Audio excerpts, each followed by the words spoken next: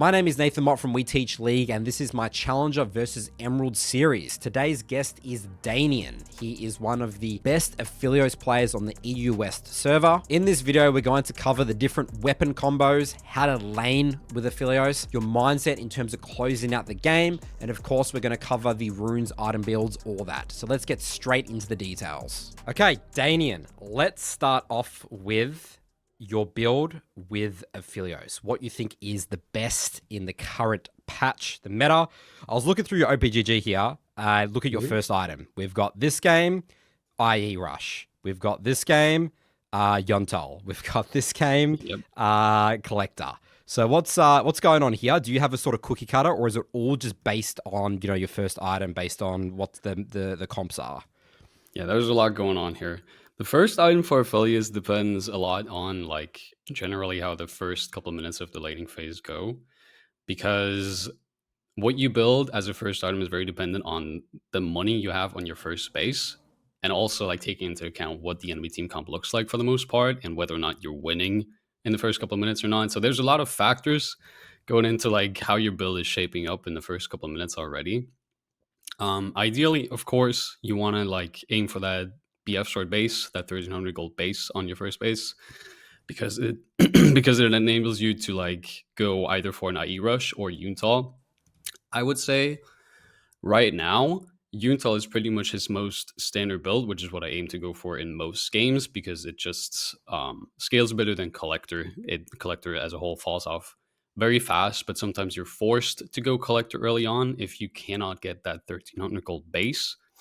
And you have to base with 1,000 gold. So you're forced to either buy a pickaxe or a dirk, which can be fine into the right comps. But sometimes when you're forced to go back with a 1,000 gold base, you if you're up against the wrong comp, if you say there's double tanks, top lane has a tank on the enemy team and jungle has a tank on the enemy team, ideally you do not want to go for a dirk base in that game, because Collector is going to fall off in that game very, very fast. So you'd rather just buy a pickaxe and go from there, depending on how the laning phase goes. You can still go for Collector, or if the laning phase starts to look a bit better, you can buy a BF sword on the next space and shape that into Infinity Edge. So there's a lot going on with just generally how the first 10 minutes of the game look like and what components you can ideally afford early on, and then take that into consideration with what the enemy team comp looks like as a whole.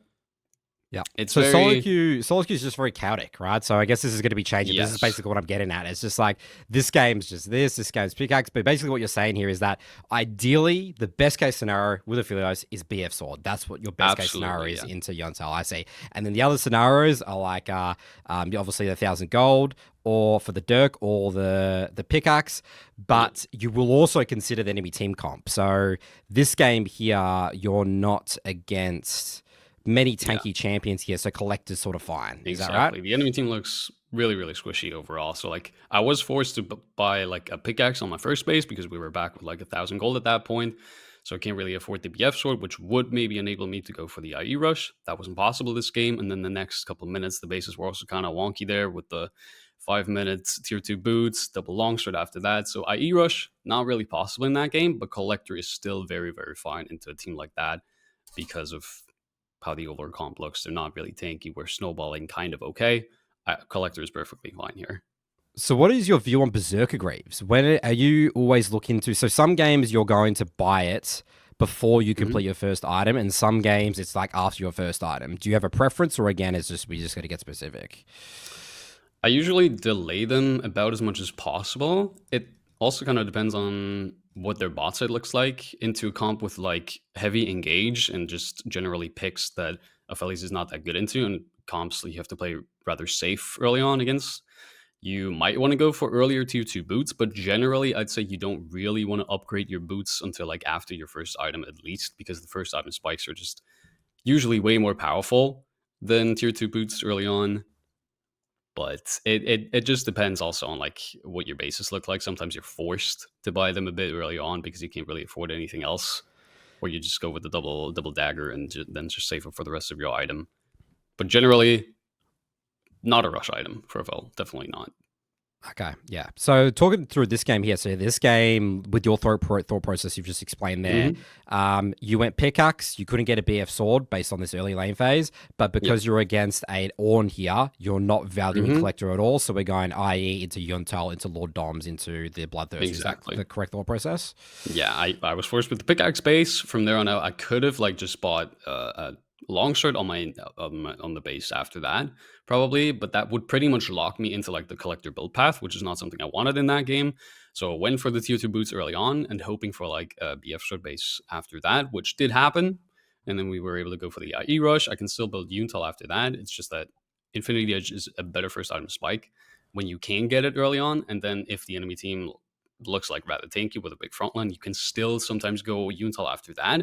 It's a bit weak, a bit of a weaker second item spike, but if you don't need that extra armor pen just yet on second item, you can go for Untal and then into LDR after that. You'll be fine. Yeah, so it does look like you're really liking the IE. So then this one, so explain to me why you'd been build Yuntal this game. You went IE, Berserker Greaves into Shield Bow. Do they have lots of Mhm. assassins here? Not really. So what's the thought process Not here? really. The thing is, I went IE into Noon Quiver into yeah. The thing here was that I could have gone LDR second after the IE rush, which is definitely like the highest damage output possibility you can have here. But I'm pretty sure if I remember correctly in that game, we were just snowballing so hard to the point where like my damage into Zeri, into Nami, into Azir, it was never lacking. So I didn't really need that extra armor pen, something like that. That was not really necessary. So you can still go for the 80 crit option for like more damage, but you don't need the LDR yet. So I just go for the shield bow in that case, just for the extra bit of safety, because the damage is enough. I just need to survive to also do the damage, and then I can go for like LDR after that. Yeah. Or because I'm seeing this right here, the IE rush also enables you to do something that I've been kind of experimenting with a bit. The what I like to call just crit stacking, where like exactly if you like in this case where you don't really need a big full item spike after your Infinity Edge, like LDR second is not really that valuable here, or like all too soon after your second item. What I like to do is to just like on the 22-minute base, for example, I buy Noon Quiver. And then instead of buying like a component for LDR, which I was going to build into next, like a longsword, I just Mhm. build a crit cloak on top of that. Because FL scales really, really well with crit chance because it also affects like all his abilities and stuff. And having that 85% crit chance spike so early on in the game is just really, really broken for a character like that. Instead of just going for Noon Quiver and then a longsword on top of that, and you sit on 65% crit or 70% crit, I think it is not that valuable. You're gonna like delay the item purchase after that a bit, but I think it's worth it for the extra crit chance you get in that moment for sure. Very interesting. Okay, so your thought process with shield bow is if you feel like you don't need any more damage against their team comp or you're so far ahead that Hmm. you could just build a shield bow second. I mean, that was back to back games, Yeah, right? So it's not even yeah, happened twice in a row. that. Yeah. I even built Okay. the Bloodthirster third, I think, because the armor point was just not necessary at that point in the game yet. Yeah, I see. But before. Okay, so yeah, so obviously you've got a lot of experience. It looks like you Yeah. adapt your build like literally every single game. How important do you think it is to adapt your build every single game to Aphelios? Like, let's say if you're a new player, you're like, okay, I'm really excited about Aphelios. I clicked on this video, I want to learn Aphelios. Would you recommend just doing a flat out cookie cutter build, or do you think it is an important skill to adapt your build to Aphelios? You don't think it more? Do you think it? Yeah. So what do you think of that? I definitely wouldn't focus too much on adapting, maybe as much as I did in those games, because like you might focus too much on that and then like make some mistakes when it comes to your bases or something when you feel like you have to adapt your base to buy this and that item now at that point. I would go for like you said, like more of a cookie cutter build where Which like one would be focus here that we could on look at? Which one here that you're looking at? You reckon looks like a cookie cutter build that you recommend beginner Aphelios pick up? the 667 game up there, like at the Six, six, top seven. maybe, Here we and the go. ones above that. I think they're all pretty similar.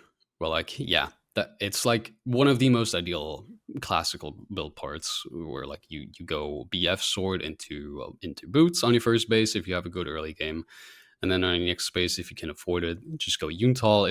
If even if the enemy team is super squishy and you would maybe rather have collector. Yuntal is still not bad because it still scales very well into those comps. So if you're worried that you're gonna mess up like some thinking and you're overwhelmed with the builds, Yuntal is basically always a really good first item option. It doesn't hit that hard right as you buy the item like a collector or something, but then when you farm and stack up that crit, it scales up very fast over the next couple minutes.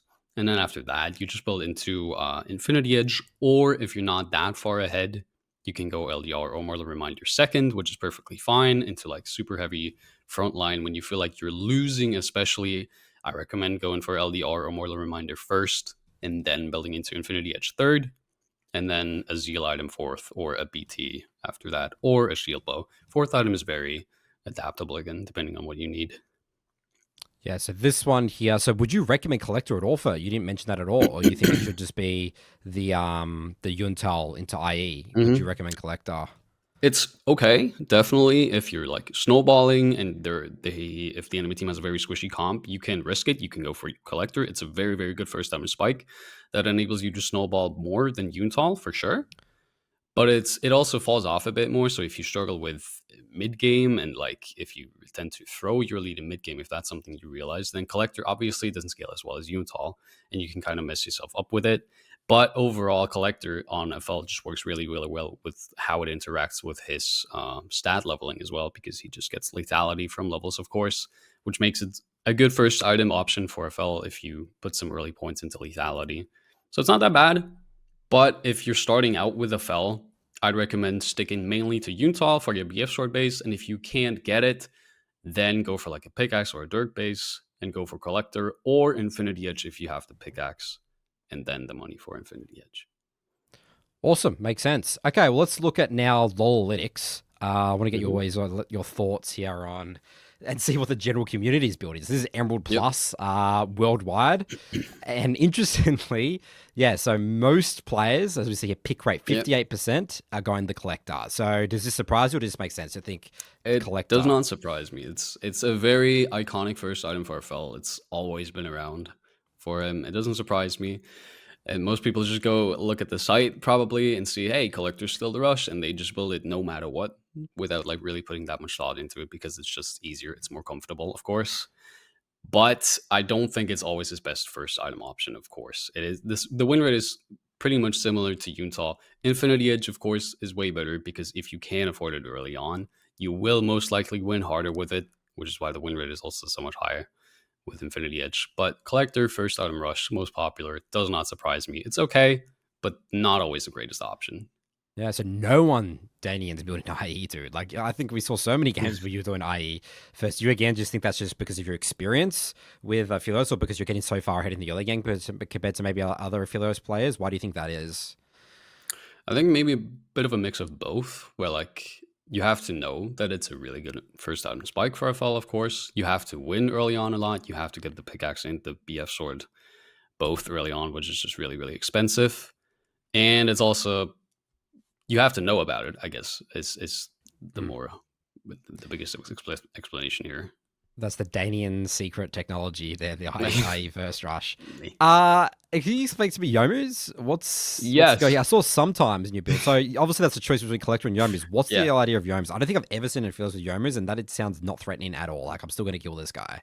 Ghostblade is good. It's a good first item spike. It's just, it falls off the hardest out of all of them. It's really good when you get it, because it has 18 lethality, a lot of AD, the movement speed, which is really nice for FL for like playmaking and just safety overall. And it's cheaper than all the other first item options. The thing is, it doesn't have crit, which is really important for FL after like laning phase, and like when mid game and late game comes around. It's just, when you get the item, it is definitely the strongest one you can have into like super squishy comps, into the same comps where you would maybe think to build collector. It's just that it spikes really hard, but when you then, after you build it, start losing, and you don't have any crit with which you're already scaling, it falls off really hard, because then you're left at like 20 minutes with a Ghost Blade, and you're building into the first crit item, and you have like 15, 20, 25% crit. And it's really bad, because then when you're building into 2.5 items, you have like 40% crit. And if you were losing at that point, but you didn't build the Ghost Blade first item, you could have like already you'd be on your way on your third crit item and maybe have more potential to come back because it's those builds just generally scale way better for a fell. So like Ghostblade is a bit of a gamble where like it hits the hardest most of the time for like out of all the first item options. But if you're not comfortable with like snowballing harder after that, and if you feel like you might throw your lead after that and don't know how to like keep getting resources to build crit fast after that, it can it can be a bit of a it's a gamble. It can throw you behind. It looks Which is like all why I these don't recommend Aphelios it that players much. think they're Dravens or something. Like, go pick another champion, I feel like, if you're looking to Yeah, build Yomu's first item, right? that's fair. It's crazy. Okay, so your recommendation again to the, beginner Aphelios picking up the hyperscaling is the safe way is you just go Yuntal into this, into Definitely. this, into this, into like that, into that. That's just the go-to standard that you're sort of saying. And Pretty as you get more much. experience, then you're really going to be, switching up with that. And obviously, if you start switching up with that, you're going to switch up with these sort of second items, right? So, would you ever go collect a second item if you're not going for it first? I don't No. think I've done that all season because there's pretty much just no reason to do it. Yeah. If you go like IE Rush or Yuntal or whatever, you build first item pretty much. At that point, second item you build at 15 to 20 minutes, maybe a bit earlier if you're snowballing really hard. But then you don't want the collector as a second item. There's just better options where like LDR, even just the flat or the percent pen from LDR, even into full squishy comps. At that point in the game, people have like 60, 65 armor. Even if you're snowballing harder than that, it just pays off way more Yeah. than a collector at that It's point. crazy to see collector as the second most popular second That buy is item, right? honestly really Aphelios. surprising to me. Yeah. I know I it's a very popular rush item, but as a second item, nah. Okay, and then this seems all seems sort of sense. Okay, I always love to get people's thoughts on healing reduction. How do you hmm view healing reduction? Obviously, Mortal Reminder, you have a choice between Mortal Reminder or Lord Doms. You can only build once. One, hmm what's the thought process there? Do you think you need it? What's the situations you will take it on? I mean, obviously into comps that rely heavily on healing, like a Vladimir, like a Soraka, or a Mundo, right? Like your first instinct is to just I have to build like healing reduction. I have to get a Mortal Reminder in that game, which is okay in some games for sure. Like if you need it, you build into it. It's just the build path into it is a lot worse, I think, because you don't have access to the Noon Quiver, which is a really comfortable item for a fell. Unlike when you're sitting on like two items and you base with 1,300 gold, you just buy the Noon Quiver, and then on your next base with 1,800 gold, you get the LDR. With Mortal Reminder, it's a bit more comfortable because you have to like buy the healing reduction and the crit cloak, or healing reduction Mm. and a longsword, or just last whisper with 1,450 gold and nothing else, which is worse on like 2.5 items. But if you really, really need the healing reduction into the comps, like I said, like a Yumi, Soraka, Vladimir, that kind of stuff, you probably still want to build it. Just take the worst 2.5 item spike, or the worst components if you build it. Second, the worst 1.5 It, item spike. it looks like you're taking it buying about 30% of games. You think Somewhat, that's yeah. fair? It's around 30%, even maybe less than that, 20% of games. I was curious to see. I mean, this one here you're against a Sona, right? So Sona, Yone, probably, right? So that makes sense. Mm-hmm. This one you're against a Vlad. Yeah, like so So, Vlad. so Yeah. even just one champ, you think it's still good to go Mortal Reminder, even just against sort of one heavy healing champ? If you can afford it, if the components at that point in the game don't mess you up too much, then for Yeah. sure you might as well just go for it. Because like the loss of the 5% armor pen for for the grievous wounds is just worth it. I think even if there's just one person that heavily relies on the healing, might as well go for it. Okay, talk to me now about Runin's Hurricane versus Shield Bower in terms of the fourth item. You go Blood first up. hmm That's like your last item typically, right? You're never building Yep. that Fourth fourth. Bloodthirster is what I build usually like fourth or fifth. Fifth, yeah. If Zeal items in general, I do like PD sometimes as well, or Runons, but Runons is obviously like a more comfortable option because it also interacts with all of Afel's weapons pretty much. Like it applies to on-head effects, and which can do some crazy stuff on Afel with his weapons and stuff. It's really good fourth item because it also finally gives you access to more movement speed, which is something Afel really, really lacks on like if you with the standard build with like I don't know, Collector, Infinity Edge, and LDR with Berserker Griefs, you're still sitting on 375 MS at like 25, 27 minutes into the game, which can be really, really awkward when everybody else is zooming around with 450 ms, basically. So getting a Zeal item fourth can be really, really comfortable in that matchup if you feel like you need that movement speed into like comps where movement speed is important, where you don't want to get caught out, or like if you struggle with positioning in that regard. Zeal items really, really good. Runon's usually the better option. If you need like even more mobility, Phantom Dancer I feel like can be really, really good. I don't see builds all that much. I expected them to be a little bit higher at least, but it makes sense that Runon's is way, way, way up there. If you don't need the mobility or attack speed at all into like really squishy teams, or just comps that come into you, Shield Bow can be really, really good because it gives you that 100% crit, which is insane for a fell, and you have that extra safety from the shield. If you feel like you don't need the 100% crit because you have so much damage anyway and you need a little bit more survivability, BT fourth can be also really good. Like Bloodthirster with the shield, with the lifesteal, can be really, really obnoxious for the enemy team if you're their primary focus in a team fight. Like they have to get you down because you're so ahead, you're so fed. BT fourth for you can be really, really good because the lifesteal, with the amount of damage you deal at that point, it can be very, very hard to get you down. And Guardian Angel, I don't think I saw you build that much really at all. What's your view on Guardian Angel? I really don't, because Guardian Angel on AD carry can be, I don't know, it depends on how strong your team is as well. If like, I don't think it's that good on AD carries overall, because like once they get you, you get the rebirth and you're just sitting there and waiting for your revive, of course. It can be okay, but usually if you're caught out and you die, it's in positions where the enemy team has the ability to just kill you again right away.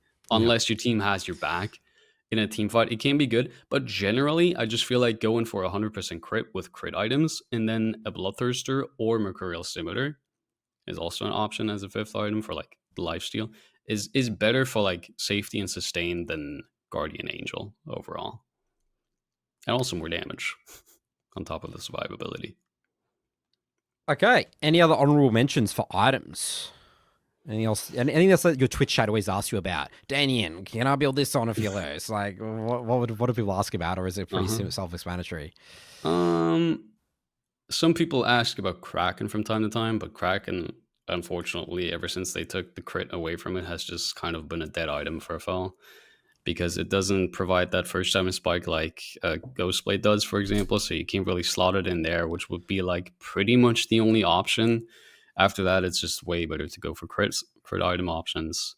Rapid fire cannon is sometimes being asked, but I don't recommend it for a fell. Like the one auto to catch somebody off guard with a gravitum root from further away might be a bit game changing, but overall that is such a niche case where I'm like, it's probably not going to happen in that many games, so you might as well just go for Runons or PD instead if you go for a Zeal item.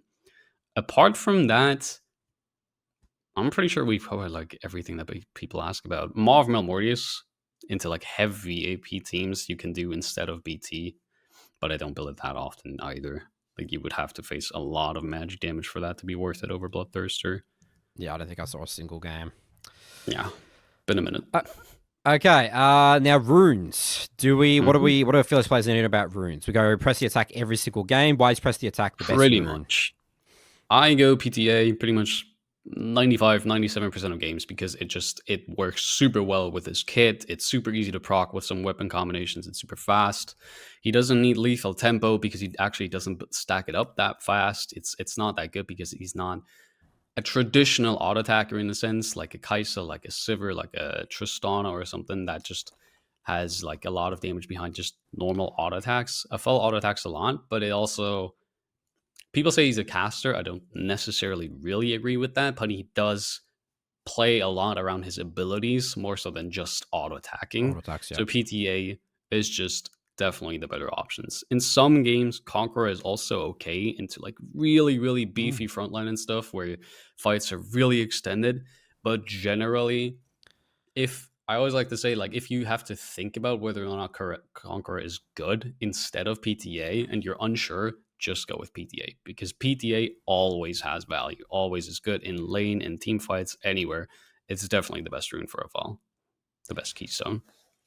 So is the rest of this what you go every single game? Do you never change this? So we go absorb life, bloodline, coup de grace, and then you love sorcery second. Is this the cookie cutter? Sorcery second is definitely the way to go because he doesn't really Absolute have any scaling. other good secondary runes. Absolute and Gathering Storm, exactly. I do sometimes like to go Inspiration second, but I haven't done it that much lately.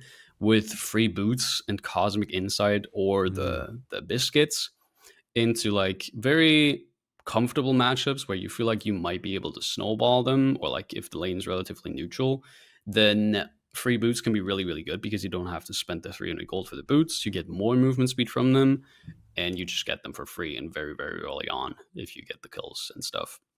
But generally, I think it's better to say that like Gathering Storm and Absolute Focus are just his standard secondary runes because he doesn't really need any other runes, and it just helps with the scaling even further. I do sometimes like to go Nimbus. Nimbus cloak secondary, but not that often if I run heal as well as a summoner spell if my support doesn't take it, because I feel like the interaction with heal and the movement speed you get from it on top of the Nimbus cloak movement speed can like bail you out of some really weird situations. And the movement speed from the flash, of course, as well. I think it's generally not just for a fell, but just generally a very, very good rune for like extra safety and like mobility and stuff. But that's I do it sometimes if I feel like the need for extra mobility or safety. So talking about the yellow tree runes here. So absorb Mhm. life. Why is this the best one over triumph? Um, you can do Triumph as well. I usually go with Absorb Life because Triumph is a bit of a gamble whether or not you actually fight in lane and stuff. If you're unsure whether like how messy a lane is going to get, Absorb Life always has at least a little bit of value because you're going to trade to some degree. You're going to lose HP, and Absorb Life is going to just help you keep up with the sustain at least a little bit. Triumph can be okay if you feel like you're fighting a lot. Like if you have a Nautilus versus Pike support matchup, you might want to go for Triumph because you don't need the extra sustain that much because you're going to be trading a lot. Maybe there's a lot of all ins, and in that case, Triumph can be better. But usually, I just stick to Absorb Life. But both are possible for sure. And then bloodline, no alacrity, Mm-hmm. because like you said, you're more of a spell caster, I guess, rather than auto Mm-hmm. attacker. Is that the idea? Yeah, attack speed is not that valuable on a phone. It still has its place, but of course, like you don't need the extra attack speed from Alacrity that much, which is why I like to go for Bloodline instead. And on top of that, Lifesteal for a FL is not that accessible as much generally for AD carries early on, unless you go for a BT Rush, which is not good for a FL. Forget about that. So you really only have the D Blade, the Doran's Blade early on for the 3% lifesteal, and the Bloodline. And if you don't go Bloodline and you go for Alacrity and you want to like sell your D Blade for your third item or something because you lack 100 gold at that point, it's good to sell your D Blade to get like that third item spike before a Baron fight or something real fast. But then if you don't have Bloodline, you have 0% lifesteal, which can be really, really awkward for an AD carry, where like even like just a tiny bit of lifesteal makes a huge difference for like sustain generally in the game. So I'm just in general a big fan of Bloodline overall. And I have seen you switch between coup de grace and cut down sometimes. Is that just like against tankier comps, you'll Yep. take cut down, and squishier comps, you'll take coup de grace? Yeah, pretty much. I'm gonna be honest. Ever since they changed them to be like pretty much just opposites, the runes, it's hard to tell what's better. I feel like usually cut down is still the way to go because it's more valuable to cut down a person from like 70% to 40% faster than it is from like 30 to 10% because at that point they're either forced to base anyway or they can't do much after that anyway.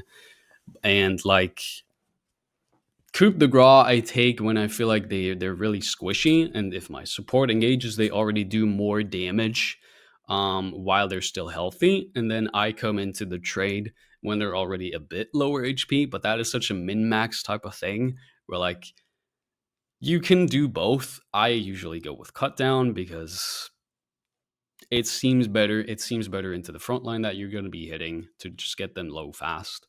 Both viable options. Last stand, I don't really recommend for AD carries. Just go with coup de grace or cut down. And then obviously attack speed, adaptive, and then scaling health every game. You'd never go flat health. Only in really, really bad matchups. Like FL struggles into poke a lot, which is something we'll get into later probably. But like into poke lanes and stuff, it's very good to go flat health and go with biscuits. And if you're really, really struggling, fleet footwork, but I don't really do that anymore, but I still recommend it if you struggle a lot, because sustain is everything in those lanes, and just staying alive and getting the creeps and staying in lane, that type of stuff. But generally, if you're not into really, really bad matchup with a lot of poke, just go scaling health, adaptive force, and then I still go attack speed as the top stat shard. A lot of people like double adaptive, and then you level W on your first level in the game, because it gives you, I think, one, or like you get one less attack speed or something like that, and a little bit more AD on your first level.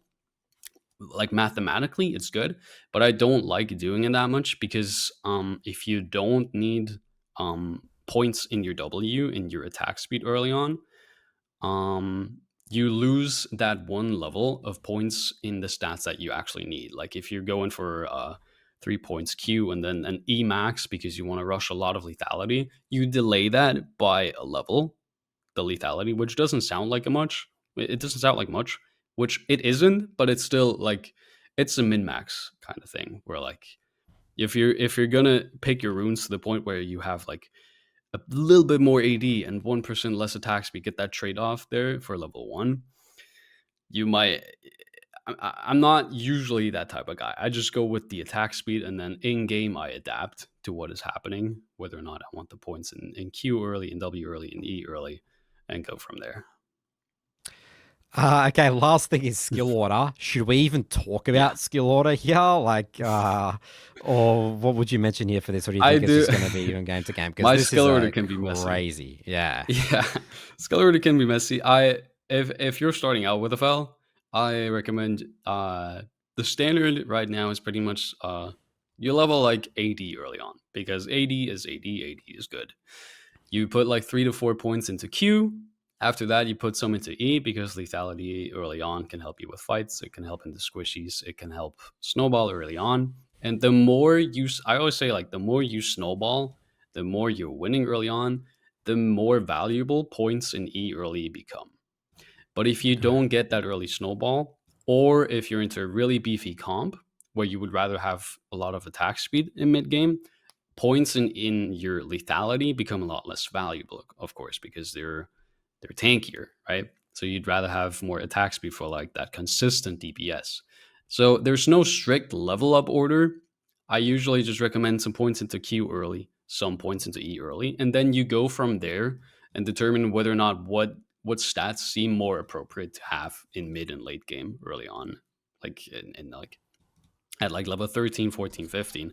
Would you rather have fully maxed out lethality into a very squishy comp, or if they have a comp with Mundo, Nautilus, and Ornn or something, you would probably rather have like 1 or 2 points in your E early on, and then have W maxed out as soon as possible, because it's just more valuable into those comps.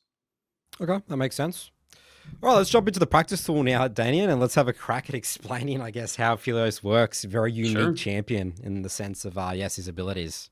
Okay, so Daynean, you were mentioning to me before we started this, saying, Nathan, in this section, I could literally talk about this for 2 hours, all the abilities, all the combos. So, listeners, guys, we're going to have a crack, okay? I'm going to ask some questions from a person I've not played Aphelios.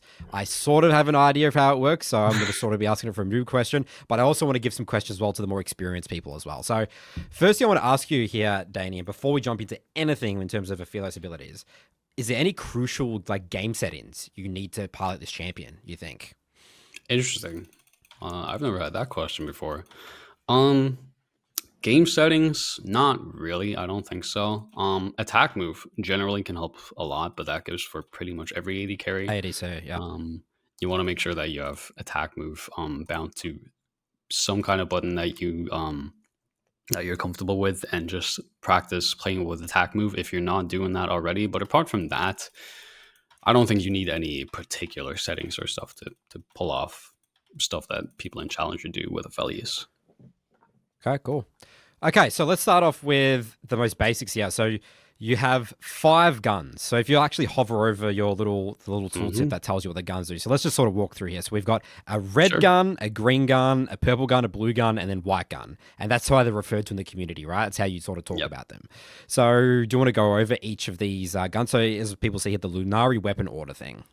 Sure. Severum. You start off with Severum Calibrum. Severum is the lifesteal weapon, of course, where like you every time you hit somebody with it, you gain a fraction of HP back. Early on, it's not that much. It's like 2 to 3 HP per hit. And then Calibrum is your sniper rifle, with which you get a little bit more range, which you have the outline for anyway. You go from 550 to 650 with Calibrum, and you just have this long range skill shot with the mark procs.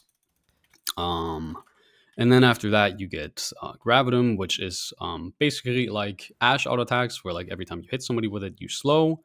It's like a And utility people that, gun. It's like yep, utility, right? basically. And people that are slowed, you can also root with the active, and that's pretty much it for that. Infernum is comparable with like Jinx rockets, where like you have the splash when you auto with them, and like it hits the targets behind the one you auto as well, and it also deals 10% more damage than your normal auto attacks, which isn't a lot early on, but can become very very scary later on in the game. And then Crescendum, which is what you get after that, is probably the most weird weapon out of all of them, because you don't have a fixed attack speed timer for it. It just your attack speed with Crescendum becomes faster the closer you are to your target, because how it works is you attack somebody, and then the time it takes for the boomerang to come back is when you can auto attack again, essentially. And also, it deals more damage depending on how many times you use it as your offhand, with like how many times your primary weapons make use of Crescendum as your offhand weapon. You get stacks, which are called chakrams, and with that you deal more damage with Crescendum auto attacks. So there's a Okay. lot going on. Yeah, there's a with the lot going on. It's programs. probably best to sort of show some people here. But next Yes. question here is about the order. So again, hover over the tooltip there. So that order, it says Lunari weapon order. That changes throughout the game, right? Like, can you choose, or is this the Yes. permanent order that like it always goes? So you can have 2 weapons only at a time, and then it will. Mhm. Yeah, how does the order work? Yeah, it is not permanent. It's the weapon order changes depending on which weapons ammunition you deplete first. Like right now, I have red and green Yep. equipped, and both have 50 ammo basically.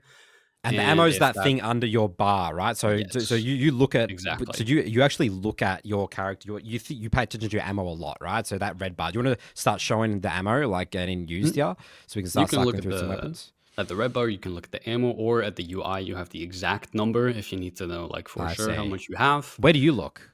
Where do you look? I tend to look at the UI, but I Oh, know you look some at people UI. look at the bar as well. But The I think it's bar, better yeah. to like for like specifically, because a lot of it comes down to like micromanaging whether or not you have 11 ammo or like 10 ammo makes a big difference, because you can if you use an ability which takes 10 ammunition to cast, you drop from 11 to 1, and you can still use that ability one more time after that. So if you want to like min max your ammunition that way, that's really important to keep in mind, which is maybe a bit harder to tell with like the bar below your mana, which is why I tend to look at the UI specifically.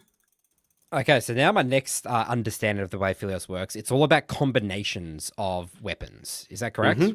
Yes. So, what do we need to know the combinations? Do you want to just show us, some Sure. combinations going on here and how some combos work? Again, guys, we'll have a crack here. Danny will do his best here. Yeah. How should we demonstrate this?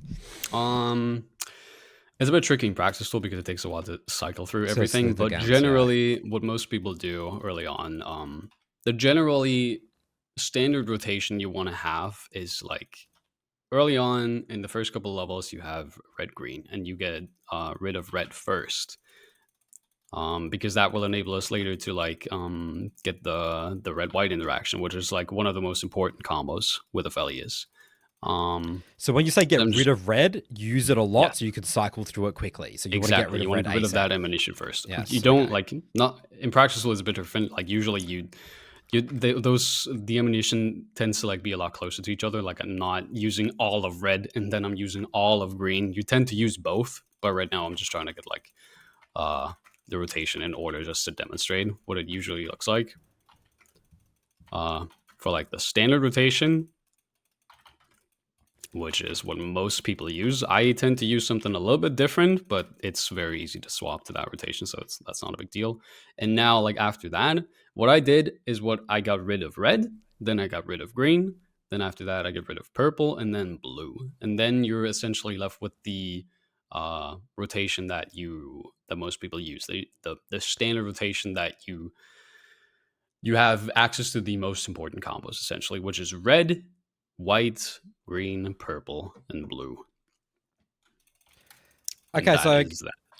I guess my next question here, I mean, I'll probably also leave it to your experience. Like, as a Philos player, what do people ask you about, and what would you want to demonstrate? Like, what are the most common questions people asking? How does a Philos work, or how do I win games, or how do I maximize damage?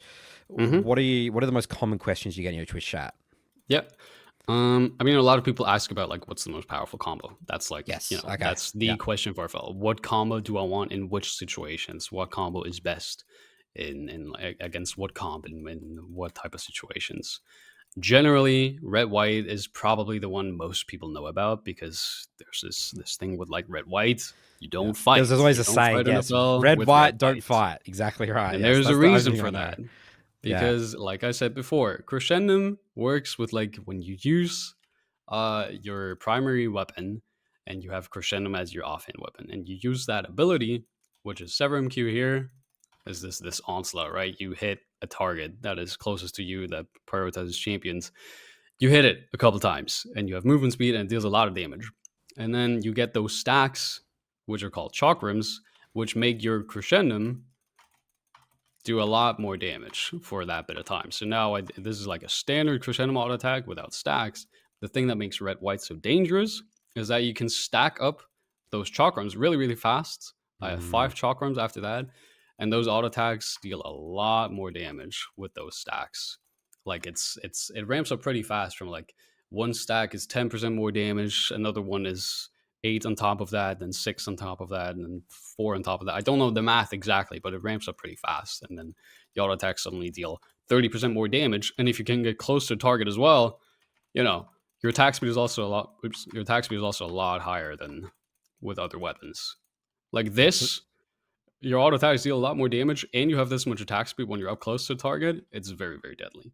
So this is show how far away do you have to be for it to not proc the attack speed? Like about this distance, and then you have to be like literally on top of them. It depends. It's more of like a linear graph in a way. Like it helps a little bit to be like a bit up closer. You still have more attack speed like this. Yep. Less like this. It just depends. Like you'll get a feel for it after a couple of games for sure. Okay, what else can we go over here, Dane? So we don't spend 2 hours for it. What other questions here? Okay, actually, I have a question about ult. So the way that ult works is that each gun that you're sitting on has a different effect, right? So do you have a preference? Like, is it just better? Like, when would you use each one in each situation? Like your ults with your gun? Sure, we can talk about that. That's super simple. Severum as an ult is probably the most simple one and the most like uncomplicated one. It's just when you hit something with Severum ult, you heal. And then the ult how it works is whoever gets hit gets auto with your main hand weapon after that, of course. With How big's Severum, the heal? Can you get low HP and sort of see with the ult? Go maybe teleport to a tower or something. Absolutely. The heal is okay. In like a 1v1 situation, it helps a lot. In a team fight, when you're caught out and there's 5 people on top of you, it's not going to save you though. Like it's an okay amount of heal. Okay. For like second level ults, 350 health is not that bad. So that ult's just for like safety when you're caught out or like you need, especially like early on when you're alone in your lane or something and the enemy team wants to like dive you 1v2. If you have Severum up and you have your ult available and barrier, you can survive a lot longer than with any other weapon. That's very practical. Make sure to hit your Severum ult. Yeah. And it gives you that extra survivability if you're like weak-sided in bot lane. After that, Gravitum ult is probably the next powerful one, kind of, in a way. Every ult can be useful. in a way, but I'd rank like Gravitum as like the fourth best ult. Gravitum ult early on can be really good because if you hit a lot of people with it, it slows a lot, and on top of that, you get the root on all those people after that. Like it slows for like 99%, and then the mark lingers, and then you can still root after that. It's a Yeah, very, very good it's really utility OP. ult early on to catch people out, which I like to use instead of Infernum ult early on a lot, which is, Infernum ult is also very iconic for like people are stacked up like this. You hit that ult and they're suddenly everybody's dead. Whoa, yeah. That is true in like mid and late game when you have a lot of crit and a lot of damage. Those ults hit really, really hard. But early on, where you can Blue have ults are like, pretty useless then in the early early stages, on, yeah. they don't hit that much because the Infernum damage is not quite there yet, and the splash doesn't actually do that much. So unless they're like literally stacked up like this, you might still use it. But if you have like this type of situation and you have Gravitum ult, you would rather use Gravitum ult, I think, instead of Infernum, just for the extra utility to give your team the opportunity to catch up, or even just yourself to get closer and finish them off that way. Then I think the one that's a bit less complicated is Crescendo Ult, because Crescendo Ult is really good to get stacks fast on your chakrams, because Crescendo Ult also gives you chakrams, like I said. I think you get 6 upon hitting one person, and then one additional chakram for every person you hit after that, which can be really good when somebody wants to dive on top of you. Like imagine a Camille or something jumping on top of you, and you don't have Severum or something to get those quick chakram stacks up. Crescendo Mold can be very, very helpful to just rip your ult, and suddenly you have 6 stacks immediately, 6 stacks. and Oh, you can just wow. whip away. That's insane. And Okay, that I is see. a big, big turnaround for stuff that just wants to dive you, that wants to get on top of you. You save up Crescendo Mold for that, and suddenly you just rip them apart. And then Calibrum ult is the most complicated one for sure. Calibrum, as a weapon alone, I could sit here and talk for hours, because Wow. the things you can do with Calibrum marks are insane with like pretty much every weapon. The thing that most people know, of course, is that yes, red white is amazing, but then there's the people that have played FL for a bit, and suddenly they become a huge, huge fan of green and white, because how the sentry works is that if there's somebody close to it and walks in range to it, the sentry starts autoing them, which is okay for pretty much every other weapon, like besides green offhand. But the thing that makes the sentry so good with green offhand is that it attacks the person inside, and it also applies the mark, which is what the basic ability does with Calibrum. And then you proc the mark and you get that extra auto attack from really far away. And then with the sentry, this happens on every auto attack. And that the hurts range. a lot in mid-late game. When somebody walks into that, squishies will die in 2 to 3 hits to that. If they're out of position in that sentry, they are dead. Early on, I don't recommend it that much. I feel like it's very overrated early on, because if you don't have the attack speed yet, and like the levels generally, your sentry's not that strong yet. It takes a while to activate, and then it autos like maybe once a second, and it dies very, very fast, which is why it's not that good early on. But I still like using it as like a poke tool with the rotation when you push somebody under their tower. If this was like the enemy team, right? And you push the wave under them, you can poke out with Calibrum Q. And what I like to do sometimes, because the sentry takes a while to activate, I like walk in here, walk out, the sentry hits here, and then when they're still farming under the tower, I can safely, like out of turret range, just hit them from here. That's the use I have for it early on. The green-white interaction. Apart from that, I don't recommend it that much early on, because if you're like, say, under a Drake fight and your sentry's not that strong yet, it's not that good. It's not as consistent as like fighting around red white, because red white always has value as long as you get your Severum Q off on like a big target, and then you whip away with white. With green white, it's not that good, because they have to like stand in the sentry for a long time, and it doesn't hit that much as right now in the practice tool when you don't have the attack speed yet. So you're not going to get that many stacks. It doesn't have that value that it has later on in the game. But yeah, still a really good combo. Um, I think the last two big things I would like to talk about are the difference between green and purple, which is part of the standard rotation. By the way, Which just a is quick little observation yeah, here, Danian. Sometimes you refer to the guns as their names, and sometimes as the colors. Which one do you actually yeah. do on your stream? Out of curiosity, like, do you I mix them up. you I mix them mix up? them up all the Really, really? time. So you Yeah, actually call them by their I don't names? know. That's crazy, I dude. You're use the colors such an Aphelios sometimes. I player. sometimes I sometimes use the names. It depends. I don't even notice which ones I use sometimes. It just happens.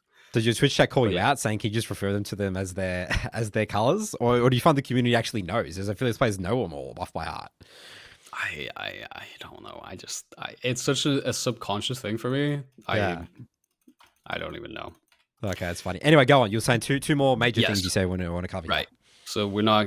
I could talk about this for like hours and hours, but Yeah. we're not gonna sit here and practice for like 3 hours. So the main big thing that I do very very differently than your usual Emerald Aphelios player, right? The standard rotation, like I said at the start, is red, white, green, purple, blue, which is what we have right now. But we sit on Calibrum and Gravitum right now, so like the order's not exactly there, but when we deplete it in the right way, we have the standard rotation. And the main difference here is that with my rotation, or not my rotation, the blue-green rotation, I'm not going to take credit for that, Yeah. but the blue-green rotation is essentially just with what we have here, we would swap Infernum with Gravitum. Which is, I'll get to that in a sec. Like the thing is with green purple is an okay combo early on. This is what you get with the standard rotation. The idea is like you have this long range sniper tool. If you hit it, you auto the target, and then they're slowed and you can root them, which is like a good pick potential combo early on. It's not that bad, but it's also kind of lacking because that is pretty much the only thing you can do with that combo. You can like follow that up with your ult when they're rooted. You can like ult after that, and it's okay, right? The main difference, what I like to do, this is not what the combo usually looks like, but like I said, the rotation that I use is red, white, green, and then blue, purple instead, which gives you access to this wonderful iconic tool, Infernum and Calibrum, the blue-green combo. It is a bit complicated for somebody that is just starting out on a FL, so I don't usually recommend using that when you're just starting out. But if you're a little bit more comfortable with FL and you feel like you're lacking something and you don't know about this interaction yet, you will want to learn this for sure. This is the combo is what you get on your second cycle through the weapons. And the idea here is that everything revolves around Infernum Q. Because the way it works, if you hit something with Infernum Q, it uses your offhand weapon after that. Yep. And the beautiful thing here is that with Calibrum, it uses Calibrum, and they also get a mark on top of them marked, that you can yep. proc. You can shoot them from long range. The wonderful thing here, which I love using in lane and in mid game because it hurts so much so fast, when the enemy missteps, even just remotely close like this, you auto and you Infernum Q. I messed up the auto. I canceled it in this in that particular instance, but like you auto and Infernum Q, or I missed the Infernum Q. You auto Infernum Q and you can walk away, keep your distance. They still have the mark on them, and you can proc it from super far away. And that is just with one ability, you hit 4 instances of damage, which is insane. I love doing this. Like I love doing a lot of this stuff when I'm pushing in the enemy to carry under the turret. It is insanely deadly when they're farming under their tower, and they're stepping up a little bit too close. So like say hit the caster creeps here. I'm standing up here or like up here for this side, and they step up too close. I just do the auto into Infernum Q and proc the mark, and that usually, at the very least, if you have like a BF sword or a pickaxe, deals like 50% of their damage at the very least. It is insane how much damage this ability does, this interaction does, with just one ability, and it happens so fast and is basically undodgeable. And then I don't have the aim now to demonstrate it, but usually, what I have a lot of clips off, what happens a lot is you can use the Infernum Q and then let the mark linger, and then use the caliber ult after that, and then you're able to proc both marks, which is still basically undodgeable. I didn't do it that well there because I took too much time to explain it. I'll try to get the rotation down there one more time just so I can demonstrate how actually deadly it is. This is very practical. So this is very Yes. practical. You're using this a lot in your games. Absolutely. I make use of this pretty much every game. It's not that good into people that into like more melee comps, because the entire idea is that it's what makes it so good is it works so well into squishy team comps where like you struggle to like stick to them, and like a Syndra or something. You can never be close to Syndra for a long time because she has so much range. She can just zone you away. But if you run blue green and stuff into a Syndra that you usually can't stick to with red white, which is usually what you like kill most people with, is that's your bread and butter. Blue green enables you to do exactly that, where like you don't even have to be close. She just needs to like step up to you a little bit too far at one point, and you do this, you proc the first mark, you proc the second mark, and that is 70-80% of their health just gone if they get hit with both of those. So this is like the red-white version against like range champions. This is the red-white against range. This is the blue-green butter, basically. Yeah. Like, and I feel like a lot of people are bad at Aphelios in terms of killing range champions. Like it's self-explanatory killing melee champions. But is that why you're really emphasizing this? Sorry, I don't think I understood that right. Do you find that Aphelios players are just in general, they're not as good at killing, or people think that the weakness of Aphelios is against high range, and this solves that problem? That is because I always think of red white. That's actually very known in the community. Even I know that. But this, what you're talking about here, I'm aware that Aphelios can kill you from pretty good range as well, but I probably don't see it. It's not as obvious, I guess, or intuitive. Yeah. Aphelios does struggle into high range a lot because he doesn't have tools to like stick to people that well, and people just walk away, and you hope to hit Calibrum Qs and your Calibrum ults to kill them, and if you don't, before you get in range of them, they just kill you. Like a Syndra, people struggle into that, or a Caitlyn, or like something like that. It's really, really hard to get on top of them with red white in order to stick to them and kill them. But with blue green, you don't necessarily have to do that. You can just rip this combo, and it provides a lot of damage at a very, very far range, which is really, really good in like on your second cycle at like level 6 to 8, and even in mid game, if the enemy team is super squishy and you're snowballing very hard, it's really, really good. It's just it falls off a bit. The combo is not that good later on because obviously, like you can see, you're stuck in a lot of animations, which is fine if you have the safety and the time to just walk away and proc all your marks and stuff. But in a late game team fight where like every split second counts for you to just hit people to maximize your damage, those animations and stuff can be a bit lackluster, which is why at that point, if you use the rotation, you would swap back, which I can't really demonstrate now because I just cycle through them as fast as possible, and now the rotation is not exactly right. Yeah. But what you would do is when you have blue-green, like you would with the rotation, instead of you get rid of the Calorum, and then instead of getting rid of the blue again first, as you would with the rotation, you get rid of purple then first, and you're back to the standard rotation. You always get rid of purple as fast as possible at that point in the game, usually because the other weapons in late game are just that much powerful. Like even just Severum alone later on in the game deals absolutely massive damage when you have when you're level 16 or something. Severum Q deals 1,400 damage, and all of those auto attacks, because they're auto attacks with how a Aphelios kit works, they can crit as well. And so if there's an enemy Jinx with like 2,000 health up close to you in late game, this ability alone will shred her to pieces. So like in late game, I recommend just swapping to the standard rotation, and then you play around like stuff like red blue, red white, white green, and that is pretty much it. Once you're back to the point where you have green purple, you get rid of those as fast as possible, and then play around the other three weapons again, pretty much. Okay, Daynean, I think let's look at this practically. Let's look at this in a game. I want to see the cycle, the weapons, how you use it practically in the game, the ults. So let's jump into a game now from one of your games on stream. Sure. If you're enjoying this video so far, learning Aphelios, and want to know more about how to climb the solo queue ladder, we have our free school community with over 7,000 members. In there, we have a climbing masterclass, a champion pool course, and we also release tier lists for each patch for each role. Link in the description below. Let's head back to Daynean and Aphelios.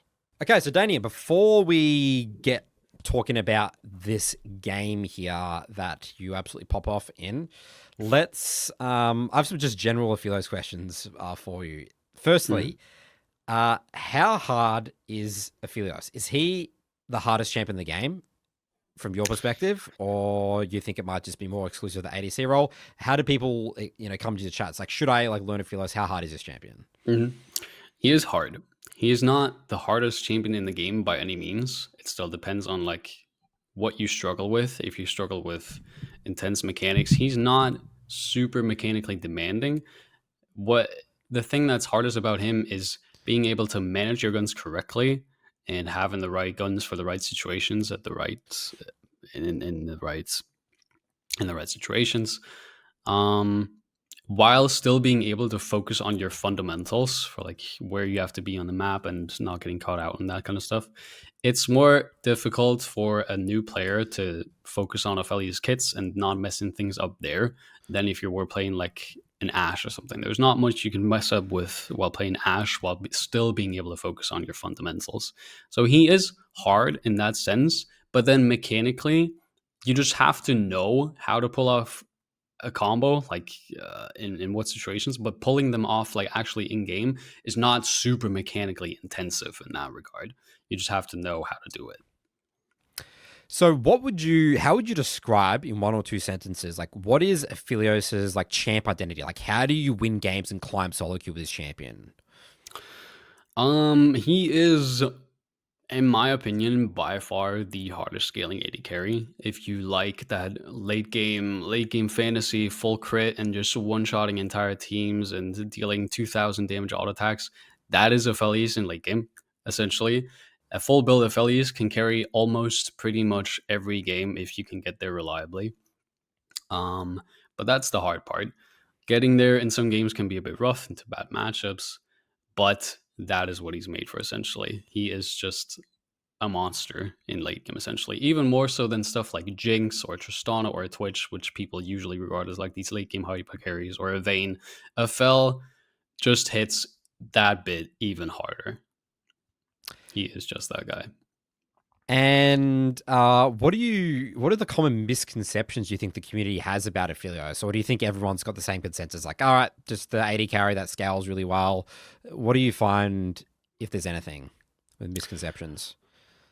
A lot of people think that Aphel, I think what I hear a lot is that people think Aphel he lacks a lot of agency and he needs a lot of peel and a lot of stuff going right for him. He needs his team to support him a lot. I generally don't agree with that. I feel like that goes to some degree for every AD carry, but Aphel is actually in a way very self-sufficient. If you're being weak sided and you have to 1v2 a lane, he can hold himself pretty well in that lane, which is something a lot of people tend to think he's very bad at. You're abandoned by your support and suddenly you're a minion. You can't do anything by yourself. I feel like that's a very common misconception where you just have to know how to do it. You just have to know what to do in what situations to keep yourself afloat in the game. Yeah, that was actually going to be my next question there is do you think Aphelios is a good solo queue champion purely because people always say, the team needs to play around Aphelios or whatever it is because he has, no mobility. But your perception is you're actually very self-sufficient. You can be a very self-sufficient champion, which would make him sort of a good, a pretty good solo queue champion. All right. He is good in solo queue, I think, to some degree. It's just you have to put in the work, which is what scares most people off, I think. You have to put in a lot more work to be as efficient on a fella than on a Jinx or something. You can get in a lot faster. What takes people 5 games to learn for a champion like Jinx, you will need a lot more time to get fluent on a champion like Aphel. You just have to be willing to put in the hours in the games. But once you have that skill and you feel like you have that champion figured out, he is good in solo queue. Yeah, that's him. He is good in solo queue. You just have to put in the hours, really. Okay, let's jump into this game now here, Daynean. Yep. So the first thing I always like to ask is, what are you thinking about the moment you load into a game, level 1? You think about your matchup, you think about draft, hmm or you literally just not thinking really about anything? It's like, I'm just going to play out the game and see how, the chaotic nature of solo queue plays out. What are you thinking about?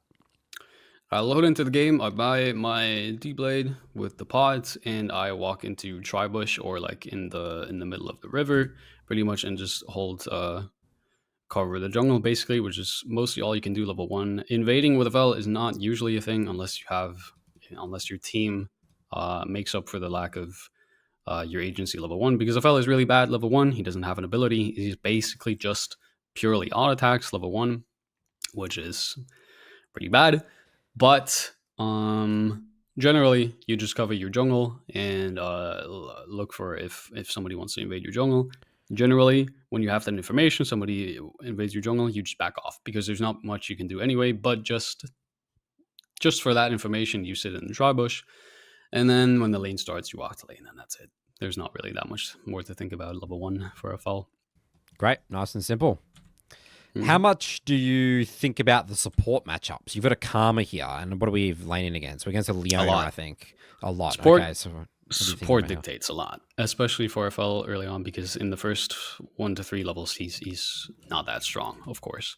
Here, Karma dictates basically everything. If I had like a support, like a Yumi or something, this lane would go very, very differently. But here, I let Karma do the work, level 1, because I don't have that much to do. I can look for some auto attacks onto Jinx with my Calibrum if I can, because I have the range advantage in some way. But generally into Jinx just pushes the lane a lot faster and she gets level 2 prio. I let Karma do the poking with her Q and maybe follow up on those Qs with an auto attack. But apart from that, that is pretty much it for level 1. Like there, I just look for the Calibrum pokes onto Leona and that's it. Apart from that, we just push for level 2 and stay safe, not to like take unnecessary damage from Jinx, because Jinx just takes the power, which she does with her rockets. You just have to Uh, be aware of that. okay, so yes, this is where I'm going to ask a lot of questions about guns and cycling and all that sort of stuff. hmm So you said that your number one priority is to get off red gun ASAP. Yep.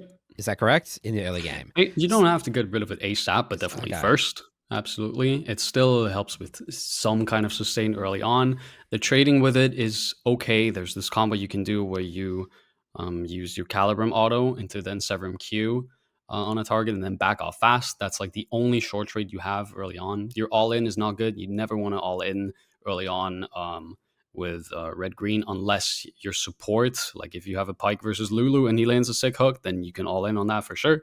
Or if you get level 2 first in lane. But generally in a matchup like this, all in level 2 is never going to be an option because we don't have that kind of power.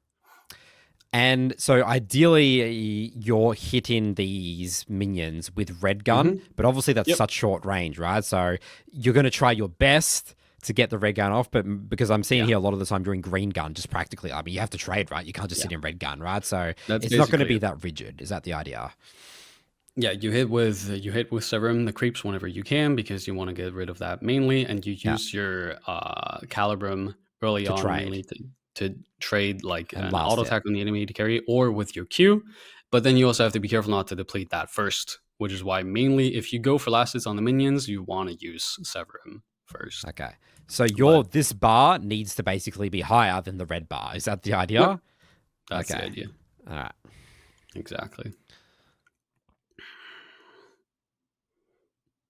And again, you look at the ammo here. So that says hmm 41.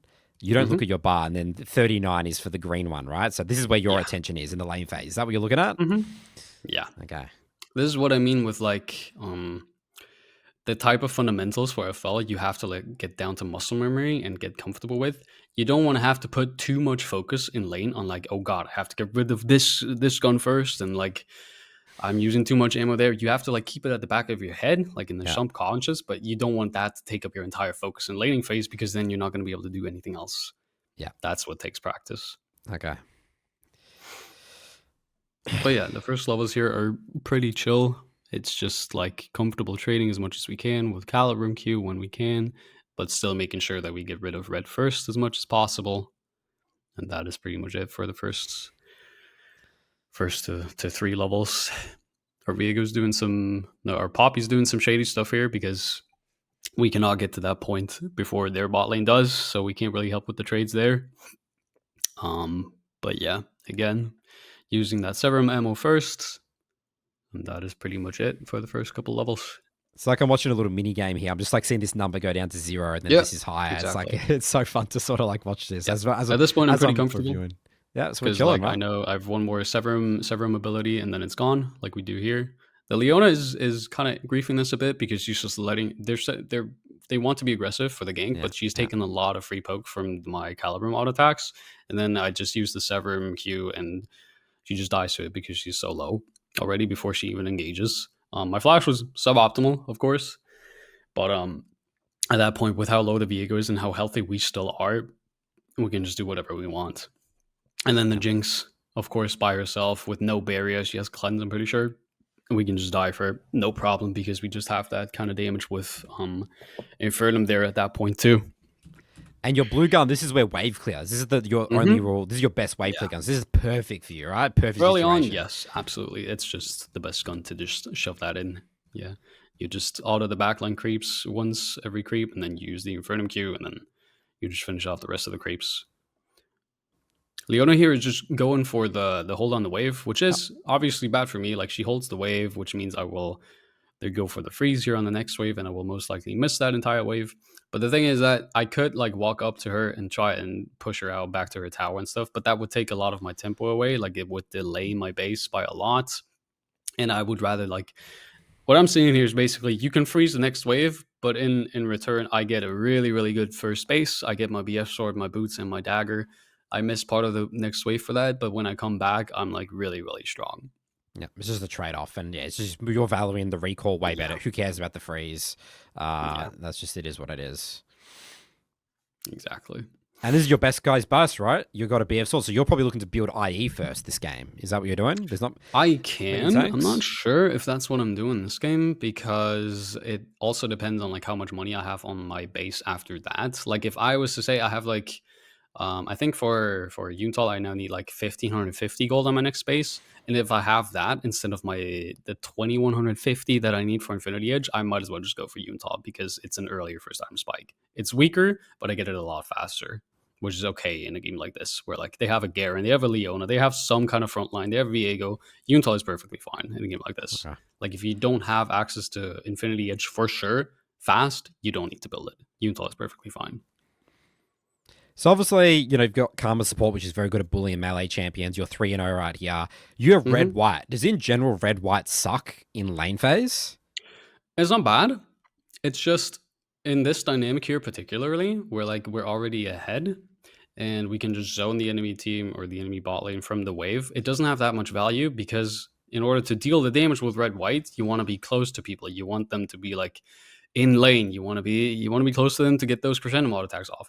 But with how far back they're playing, you can't really make use of it because you can never get close to them unless you're under their tower, so it doesn't have that much value. So what I'm thinking here is we either set up for a dive and I can make use of it, or I get rid of Severum Q or Severum ammo kind of fast so that I have access to green and white, which is a better tool to poke them out if they're playing further back than red-white, which is kind of useless if they're just standing under the tower and we can't dive. So your mindset again is to get rid of red as quickly as possible. But again, like, you can't just ruin a wave for it, right? So you've just got to... Is your mindset you just got to roll with the punches? Like, it is what it is. You can't really control your weapons that much, or do you feel like you have a lot of control of your weapons? My thought process here is like, I want to get rid of red, but I obviously don't want to like shove every wave as fast as possible for that. Right. I do it to some degree, but like it's also good if we don't shove because they can't walk up. Just so keep we deny a lot of creeps that way. Yeah.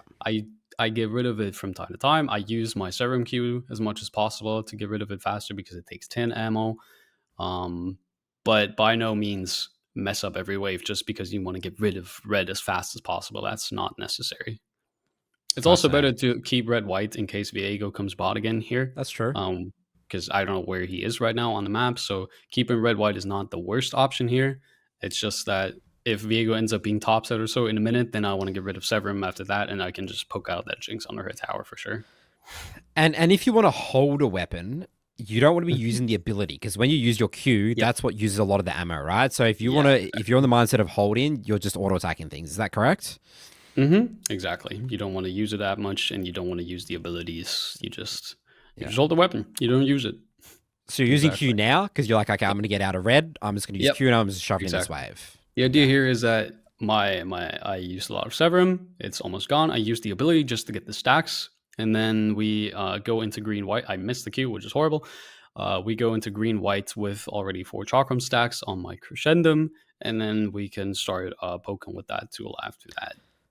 So ideally you want green in lane as much as possible. Is that correct? Or again, it's just all situational? Like green, yeah. If you're ahead and the enemy AD carry is playing under the tower a lot, then Calirum is your best friend, yeah. You're not going to do much with red-whites unless you're fed to the point where you can just dive them outright. Yeah. But Calirum is your best friend for like poking people out under the tower, whether that is with putting a sentry under the tower like I did in practice tool and poking them out that way, or like fishing for that Infernum Q with Calirum as your offhand. Calirum is your best friend. For like what gun? What is Calirum? Calirum's green. Calirum's the green one. Yes. Yeah, the one. And what's the white one called again? Crescendum. The one that's right. Yeah. Gets the stacks. Yeah, the little chakra things around you. Those things. Is that right? Yeah. Yeah. So what you're doing here is you want to hold your green, so you're using your ammo in white. Exactly. You don't care about white too much. Is that the idea? Yeah. Okay. This is making a lot of sense. Yeah. I will hold enough white ammo to still have ammo to use the sentry under the tower. But mainly I want to have enough ammo of like Calirum and Infernum, which is coming up, to like make sure I can utilize that. There, we put down the sentry. I take the aggro, which is unfortunate, but then the rest is super easy with Anivia there as well. We have the perfect setup to just dive them. I don't need red-whites. Red-white would be a lot more complicated because I'd have to be a lot closer to Jinx to like do a lot of damage to her. But with the sentry and then with blue-green after that, it's just super easy to just use the abilities, attack from a safe distance, and we get the double there. So it looks like you really want, but if you know you're about to fight or dive or whatever, ideally you're on very low ammo, but not ready to switch just yet, because that gives you an extra ability, right? You have just so many abilities in the fight. So as you're saying, the sentry's out. So you want to approach a fight, like I'm trying to think about in a mid-game situation or whatever, where you use a bunch of your ammo on like a wave or whatever, and then you approach the fight with like low ammo, and you have technically 3 guns or 3 or 4 abilities in a fight. Is that the right thought process? Yes, but again, it depends on the weapons. It depends on the weapons. It depends a lot on the game state and everything. So much depends with this champion. There's nothing that's simple. Just how it is. Yeah. In lane, for sure. Like in a situation like this, there's no downside to just keeping a bit of white ammo and make sure you have that extra ability to dive. But later on, it's I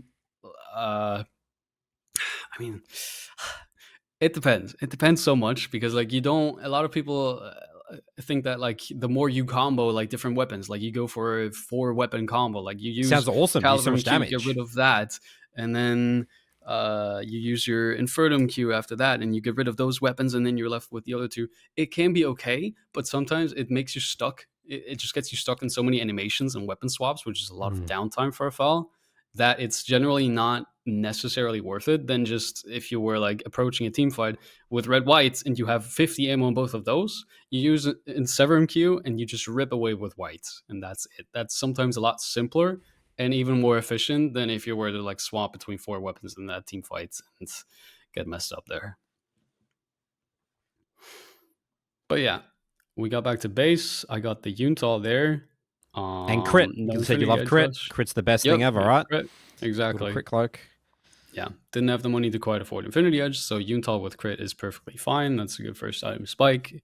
We stack it up, and it scales really well. Yeah. So at this point of the game, I feel like we have a more control of our guns, right? Because at this stage of the game, you do want to push waves a lot, right? There's not so much as like holding or freezing waves. Those plates. So I wanted you to talk through me always your thought process. Like, what are you thinking about in terms of your weapons? Like, what's your thought process constantly? Right now, we're on blue-purple, which is not the best. Oh, okay, we get a fight there, which I totally forgot about. It's not the best tool to fight, but it's definitely okay. You just hit away with Infernum, hit as many people as possible with the Q, and then if they try to run away, you just hit them with Gravitum as they kite back. I'm walking up here to Leona because, like, even if she's on top of me, she's dead, which is what she did for some reason. I just root her with the Gravitum, and we get to red white right after. So I just rip the Crescendo Molt, and she gets bursted down super fast. Didn't account for the Vel'Koz there, but we get away from that anyway with the flash, and we're totally fine after that. That was basically a fight where we were utilizing 4 weapons. In a fight like this, it's perfectly okay because it just happens. You know, the fight was kind of unexpected for me. We fire away with Infernum there, root the Leona. The Viego gets up too close. I use the slow weapon just to not get him to like catch up to Karma, and then they kite away. Use the Severum Q to catch up, but they're gone anyway. Leona engages back. My Gravitum ammo is super low. We get rid of that. She's rooted, and then probably didn't need to use the Crescendo Molt there necessarily, but just to get her bursted down super fast, and then we run away. So again, you didn't expect this fight to happen, right? So this just so happened you happened to use 4 guns because it was a very long fight. You both were just low HP and low in ammunition, right? So it just so happened to be you just happened to using 4 guns. I still want to make sure, like, we use both weapons active, so both drop pretty low, pretty fast. We have 5 on both at this point, but I still want to make sure at that point to get rid of Infernum first, just to keep up the rotation, which is perfectly fine because we killed Viego with the Infernum Q there. And then everything after that, you know, get rid of purple. We use the stun or the root to lock Leona in place and finish her off. This was very much a fight that was unexpected for me, but it just, with the point we were in the game, with like my spike being really good at that point and my ammos being perfectly fine for a skirmish like that, it just works out really well for us because we're already so far ahead.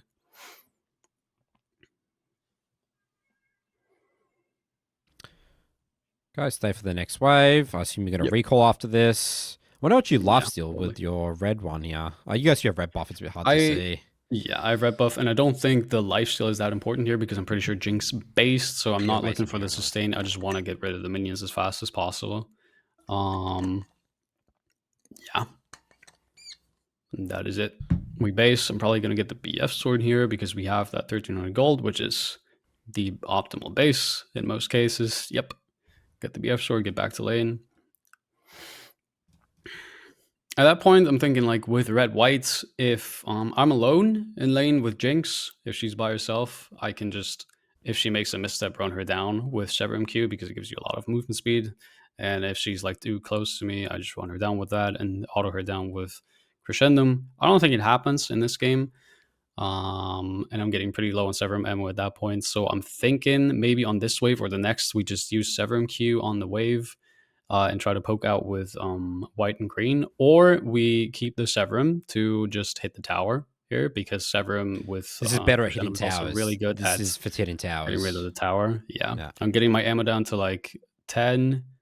Then use the Severum Q. Get rid of that. And now we have white and green again, but my ammo on white is already pretty low again. So I'm thinking I keep 1 ammo here. Yeah, exactly. We keep 1 ammo. Because you want to use is that because you want to use the sentry? Yes, okay. Exactly. Poke the Jinx. Don't want to walk up too close to Leona because she has a lot of CC at this point. Don't want to like go too deep into the tower for the sentry. Just put it down there. If somebody gets hit by 1 auto from the sentry, I proc the mark. That's fine. If not, you know, we tried. Might as well go for it. And then we have blue-green again. And then we push the wave as fast as possible because I want the full wave, my full wave under the tower, so I can make use of blue-green to poke out Jinx again if she's still here. If not, we get the tower. And she's not here. So we can just take the tower for free. We don't want to take it right away because we can just deny the wave here for free, I'm pretty sure, because, yeah, nobody else is threatening taking first tower here. I'm just letting the creeps die in the back a bit just to deny that much more CS from Jinx and then take the tower eventually. Clear the wave, go back, and we have the perfect amount of money for Infinity Edge, which is just an insane spike at 14 minutes. Over 10 CS per minute here, Daynean. Yeah. It was a good game. And you switch out to blue trinket now. So is this the stage of the game where you would say mid-game starts when you've broken bot town, you start going mid? Is this mid-game now? Yeah. For sure. Like anything after 14 minutes, basically, when you try to like play around mid waves and rotate off of that to like different points on the map, you hit mid game for sure. Which is also where you buy the blue trinket at like level 9. If you still have like two yellow trinkets available, like two wards. I don't usually tend to buy it right away, but if I don't have my yellow trinket available or just one, I usually just swap over to blue trinket because it just helps a lot with like map, like generally just information on the map. So you have no flash here, Daynean. There could be a Mm-hmm. potential dragon fight here. How important do Exactly. you view flash with this champion? I don't. I get caught out. Oh, wow. Okay, there Which you is, go. That's a good example. yeah, No flash of that is a big Aphelios. that is a thing that I personally struggle with a lot. Mm. Which I imagine a lot of other players do as well. It's like I'm 6-0. I have 2 items at 14 minutes. I am a monster in terms of damage. But what a fella is not good at is safety. He doesn't really have any tools apart from Severum Q with the movement speed to get out of rough situations. And then here without my flash, I'm thinking, okay, it's still Vel'Koz. I'll be fine. I'll just walk away. But even turning back for that one minion is enough for Veigar to just W flash on me, and I have no escape. And because of their range, they just kill me from super far away, and I have no tool to survive that. So even if I have a lot of damage, I'm still really, really squishy and killed very easily if I have nobody to protect me. So just be aware to not get too cocky in mid game on those mid waves, which is where I personally, I have to admit, die way too often because I do get too cocky and contest that wave because I feel strong, but then the enemy team just runs me down basically because I'm really, really slow with just my tier 1 boots, 350 movement speed. I'm strong, but I'm also squishy. So the game has gotten really interesting. I mean, your top's getting obliterated. You've lost top Yeah. tower, mid tower, and, the game's still all on you. You just lost Rift Herald. The game's just exploded, really, right? So it's going to be very interesting to see how you, I wouldn't even say closing out the game, but I feel like you're in a position to close out the game here. How do we adapt, I guess, and how do we play out, to the best we possibly can at this point? I think my thought process here is to just like make sure I don't fall behind on my resources, because I know that when I hit my third crit item and like my crit cloak after that, this is a team comp where if I have flash up and we get a good team fight, I can win every team fight, even against that 6-2 Garen. I just have to make sure I have the right weapons for that. So whenever I'm feeling like we are about to contest an objective where Garen might join or like a general team fight like that, I do probably not want to prep my weapons for green and purple, because that does not do anything against a champion like I Garen. see. I want to make sure I have red white or white green, something where if he gets up close to me, I can just burst him down as fast as possible, because that guy right now is probably the biggest threat for me. I see. So you think about your guns in terms of how you need to play out fights against their strongest members. So if their Exactly. strongest members was the Jinx, maybe let's say it's a Jinx, Nami or whatever, you would be playing your guns differently on mid waves. Definitely, yeah. I see. It also depends on like objective timers. I'm not really pressing tab. Drake spawning in 3 minutes here. I think Herald's already gone. Atakan is spawning in top side. Would be lovely if I press tab. It's kind of hard to catch because I only press tab really fast. Atakan is also spawning in 3 minutes. Okay, so we don't really have to worry about that too much there right now. We're on red whites. I just want to make sure that for the next objective, I'm like on blue, green, or red, white again. I just don't want to be caught on like white, green. I mean, it depends. Anything here is okay as long as I don't get stuck on green, purple really against that team, which I don't have with that rotation right now anyway, I'm pretty sure. But the idea here is just get the mid waves safely, and just rotate off of that. Like I said, go for vision in the enemy team's jungle and just look for potential picks. That is pretty much it there in mid game, because I can't push mid tower tier 1. That is a bit too dangerous. Like here, we were fishing for a pick here. It's a bit awkward for me to get there because I'm on the opposite side of the wall, but we still kind of make it work, I think. Maybe, or we just walk away. I mean, you just can't get in range, right? You just got red white. That's the thing with red white. I can't do Yeah. anything against Jinx there because I'm so slow and I'm so far away. It doesn't really work unless the team fight explodes and I can actually Unless they're running into you. somebody in front of me. Yeah. Yeah, so the this is where you just have to be slowed very down a lot. patient and just playing, be comfortable, as You you have to said, be be patient. slowing down the game and just don't have to not overreact. Where like you think your entire topside is losing, you have to get something done. That's not true. You just have to make sure you don't die. You keep getting that CS, you keep getting that money, and work towards your item spikes.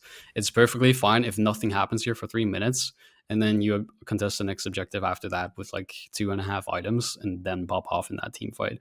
Don't go for any unnecessary flash plays. Like I don't know if I had my flash up there for the fight at the enemy raptors there, but don't go for like unnecessary flash plays because your flash is really important for like when it matters in a team fight. Here we did the mid wave. I go for scuttle. I see them fighting in top lane. I sack the next mid wave, but instead we kill the Garen, which is really important. I used the ult there because I thought he would maybe chase Umbessa down, and I didn't want her to die again. He backed off. The ult misses, but we finish him off anyway, which is a huge shutdown for me and alleviates a lot of pressure because I know that we've put on some brakes on the Garen. Essentially, I get a lot of money again, and I have the top prior. I get the wave. I get the tower. A lot of money for me. We're getting because rich. Of an enemy We're rich this game, Daynean. Yeah. And then here we are on green purple, so I swap back to the other rotation at that point. We just want to get rid of that as fast as possible, which is why I also use Calibrum and Gravitum and stuff on the wave as much as possible, because Drake is spawning soon, Utkan spawning soon. I don't want to have those weapons for that team fight because they're not as powerful against their team there. I'm acting a bit aggressive here because Karma and I are so strong. I can just contest Viego's jungle there. I don't get the blue buff, but worth a try. After that, I think we can contest one more mid wave here, and then we just recall for my item. Maybe it depends on what's happening here. So, what guns do you want for this dragon that's spawning? For dragon, I definitely want to get rid of Gravitum still. I'm pretty sure before that, and then I fight with either blue red because it's coming up, and I'm perfectly fine with that. It's just Gravitum is probably not going to be that valuable. So Gravitum is purple. Gravitum Q. Yes, purple. Okay. So I might use purple Q on the wave here just to get rid of that much more ammo, or I don't. Because I don't, for some reason. I feel like it would have been better, but that's perfectly fine. The fight happens here because they want to get prior for Drake as well. I don't want to get up too close. Oh! Unless here, I thought I had an opening on Viego because like he was dropping really, really low from the Infernum splashes. I didn't use Gravitum here at all, basically, because it's not that good of a teamfight tool. Against a team like that, when you're all stacked up, you would rather use Infernum, of course, because the splashes there really paid off. Like, it hit the other people as well. And a flash forward, because I thought I would maybe get the Viego. I didn't, but it's still fine because they're all super low. We get the prio for Drake and get the Drake there. So yeah, I use the Garen route. Yeah. And then you switch to the blue now, because that's the AoE damage. Yeah, exactly. Root on the Garen just to save the Umbessa potentially, and then swap to Infernum and auto away. The flash, a bit unfortunate that I kind of wasted there. I thought the pick on Viego would be good, but in hindsight, didn't even need it, I guess. It was fine that he was low enough. Could have saved my flash, but that is okay. That happens. We get the Drake, and I can base after that with a lot of money. Yep. So your third item here would be Lord Doms. They don't have much healing, right? It would be. Absolutely. They don't have much healing. I think I go for Mortal Reminder anyway. Huh. In hindsight, didn't need to, but I had the perfect 3,300 gold. I might as well go for it. LDR would have probably just been better because they don't have that much healing apart from like the Viego ult or like the Viego passive when he possesses something. It heals him a little bit, but apart from that, it's not really that much. Yeah. I just bought it it was satisfying. Not gonna lie. Spend all your money, go $0. Yeah. That's what you want from the base. Exactly. And then again, we contest mid-wave. After like getting caught out mid-wave that one time, I do not want to push up mid too far again for that tier 1 tower. We will get that eventually, so I'm not like shoving mid and trying to hit that tower as much as possible. We'll get it eventually. I just don't want to die in mid-game, in mid lane, because dying would set me back the most, of course, because that is time that I don't get back to like get more resources. I mean, it's 11 to 11. You have 8 of the kills. Like, if you die and you have no flash, this is like, you lose the game here, right? This is all on you at this point. Yeah. Leona, we're pretty far back. We're playing it pretty safe here. Leona was still looking for an engage, but obviously I'm surrounded by my teammates. I'm not in that much danger. It's perfectly okay. So is red-blue a good combination? Huh? Is red-blue guns good combination together? It's a good combination for a team fight later on for sure, because you use the Severum Q, which as an ability itself deals a lot of damage. Like, Severum Q is really, really busted to just open up a team fight with on a target. You just shred them to pieces.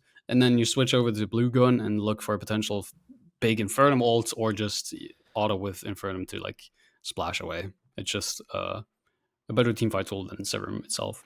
And then there I get rid of Infernum and swap to red white, because if I just Severum Q the other con, I get the Crescendum stack super fast again. And then I whip away with Crescendum, which deals so much damage with so many stacks this close to a target. Aphelios just deletes those kind of objectives this way. Even faster if you can get Adacon I've ever seen. That's insanely fast in 22 minutes. Aphelios objectives, if you can get Chakram stacks with like Severum Q and then swap over to green white, Aphelios takes objectives faster than any other AD carry.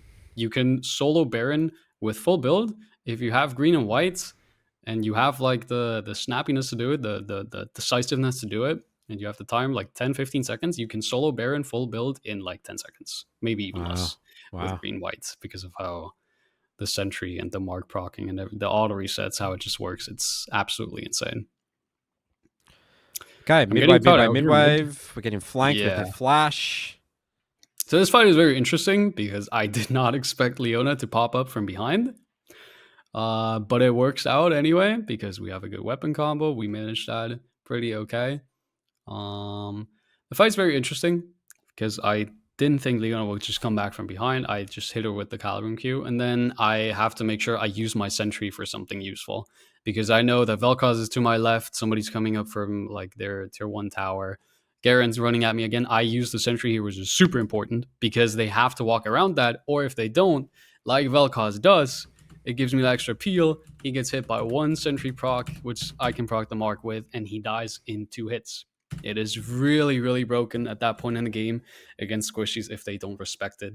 And then Garen gets on top of me. Before he silences me, I use the Crescendo ult to get even more stacks. I have 13 there. And my autos just shred him to pieces because my attack speed is so high because he's so close.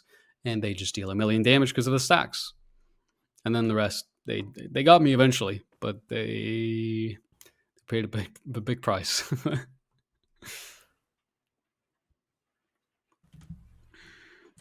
So sentry usage, really, really important there.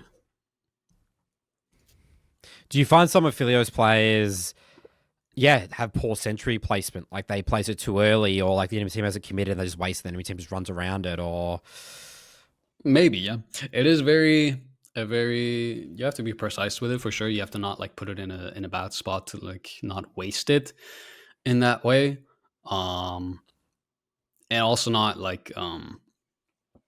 It dies very fast. Like if you put it down too soon or like in too big of a cluster of people, even just by like some AoE abilities, when people don't even focus it, it just dies very fast potentially because it only has like 3 health essentially, like 2 to 3 hits of anything and it's dead. Wow. I asked if red blue was a good combination. Yes. This is insane. This is exactly this, where like the Viego gets up too close, I just auto him, I proc the PTA with Severum auto attacks, use the Severum Q, and it just shreds. I swap to Infernum because the autos at that point deal so much damage. Like 2 autos and my ult is enough to kill Jinx at that point in the game. And that's just how it works. So is blue gun like your highest like damage gun? Like if you just have blue gun permanently in Aphelios game, you'd be happy with that? Is it? It looks so strong. Yeah, it is good into squishies like that because you've killed them super fast. It's not as good into tanks or like anything dive heavy. Crescendum is still better because you get that percentage bonus auto attack increase with your Crescendum stacks and you attack super fast when they're close to you, which is really, really good into high HP targets like an Ornn or something. It melts them even harder than Infernum. But Infernum generally as a teamfight weapon is just so good because of the splash and like how quickly it kills squishies, like the Jinx there. 2 auto attacks and she's done. It's not like she's in that bad of a spot. She has like 2.5 items or something, but compared to me at that point, I've just outscaled completely. Again, there, Severum Q with Crescendo autos after, it also just deletes turrets. Aphelios in that regard is absolutely insane at taking objectives. God, we could have ended the game there. Yeah. I didn't respect it. The Nexus lives at 70 HP. I just had to hit it one more time, but I didn't believe we would actually end there. But Ambessa committed. I didn't expect it. But yeah, those turrets get melted. That's crazy. crazy, dude, how quick you kill these Yeah. towers. Is that your sentry turret hitting the tower? Does it hit towers? Yeah, it also hits towers. And Yeah. it hits Nexus as well. Unfortunately, Fascinating. there it prioritizes champions, so it doesn't hit Yeah. the Nexus there for the Yeah. last hit or something. And then my flash there is bad. I'm just dead, which is fine. The Nexus is at 200 HP now. Kind of sad, but it happens. Well, what a way that would be to end the game. You just like win one team fight and end the game. Yeah. Aphel is really, really fast at ending games. If you're confident with that, if you have Severum Q and Crescendum, you take objectives so fast. It's also a thing I like to do when we're like a bit more. My team's behind and we can't contest one objective, like a third Drake on one side of the map or something. I just catch mid wave and roam top after that, and just do anything cross map, which can be really, really valuable because you get that extra amount of resources and can take like a top tier 1 or a top tier 2 really, really fast there, which is a lot of money that other AD carries cannot like get as fast. But yeah, at that point in the game, what are you thinking about guns now? What do you think about for guns to end the game? At that point, I'm full crit. I'm really, really strong. I want to get rid of green and purple as fast as possible again because they're my weakest guns at that point. Yep. So I use the actives as much as possible. Vago here is doing God knows what. He's in the bush somewhere. Yeah, he dies to that. Want to get still on the wave. Probably going to get rid of Gravitum. Yep. And we are back to red and blue, which is just probably the best team fighting tool I have here at that point in the game. Again, somebody gets close to me, Severum Q, switch to Infernum after, and just rip away. This is, yeah. That's what Severum Q does to a squishy later on. They get in range for it. That was not even the entire duration. That was like half of the duration because I used the first part to even catch her, to get close to her. It melts things. Severum Q later on in the game is terrifying. We kill the This Garen. looks so fun. It makes me want to play Aphelios. Yeah, dude. Yeah, we just mess around there at the end a little bit too much. We just, it's just bullying at this point, really. Hit the Infernum ult. Even just the ult alone almost drops him to 0. Like, at that point in the game, Aphel's just a monster. Like, nothing beats Aphel with a Karma to support her there at the end. And we end the game. Well, so I think you ended the game 16-3 over, 11 plus CS per minute here. I assume that this is not what every game looks like for Aphelios for you. But yeah, sort of summarize it. What do you think you did well this game? Like looking back at this one. I think the most important thing to note is like how you play out mid game after you get a lead in early game. I did get caught out once, but after that, I think we did a pretty good job at respecting like mid waves. Do not like overstay, do not overextend for like to get that early mid tower or something like that. Make sure that you are aware that they have a threat like Garen, like Leona, that CC, and they don't have that little damage, and you're still squishy. You can get caught out, and that's how you might be able to throw your lead. You don't want to do that. You just play it safe, get the mid waves, and rotate off of that. Look for a pick on top lane like we did with the Garen, and the top tower after that. Look for picks in the jungle like we did, and then just go from there. Do not overextend in mid game. That's a really, really important thing when you get a lead early on. Awesome. All right, let's jump into now, Daynean, the support pairing tier list. We're going to get your thoughts and opinions on that. Absolutely.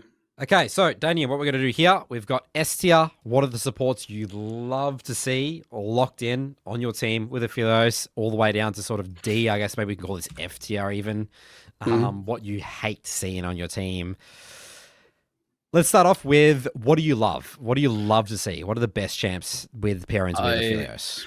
I love the Brahms in the first place here already, because Braum right now, as it is my undisputed GOAT. Braum is absolutely the most comfortable and the best support you can possibly pick for a foul. Doesn't he get bullied in lane too much? Can't you get bullied? Like by range supports, it just becomes miserable?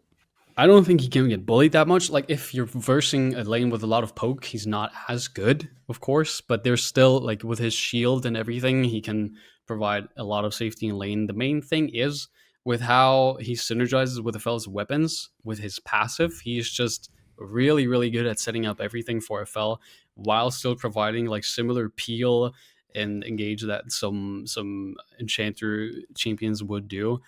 And I think honestly, as a whole, Brom right now is generally with anything one of the best supports in the Wow, entire game. He's just really interesting. really busted right now, and even more so with FL.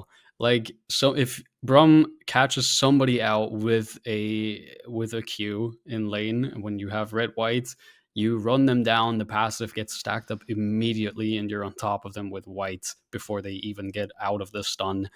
It's super super deadly, and he still has so much peel for FL. He's just really really good. So Lulu at Aphelios, that's a very famous competitive pro play Very matchup. I assume, famous. is that in S tier or from your perspective, or not in solo queue?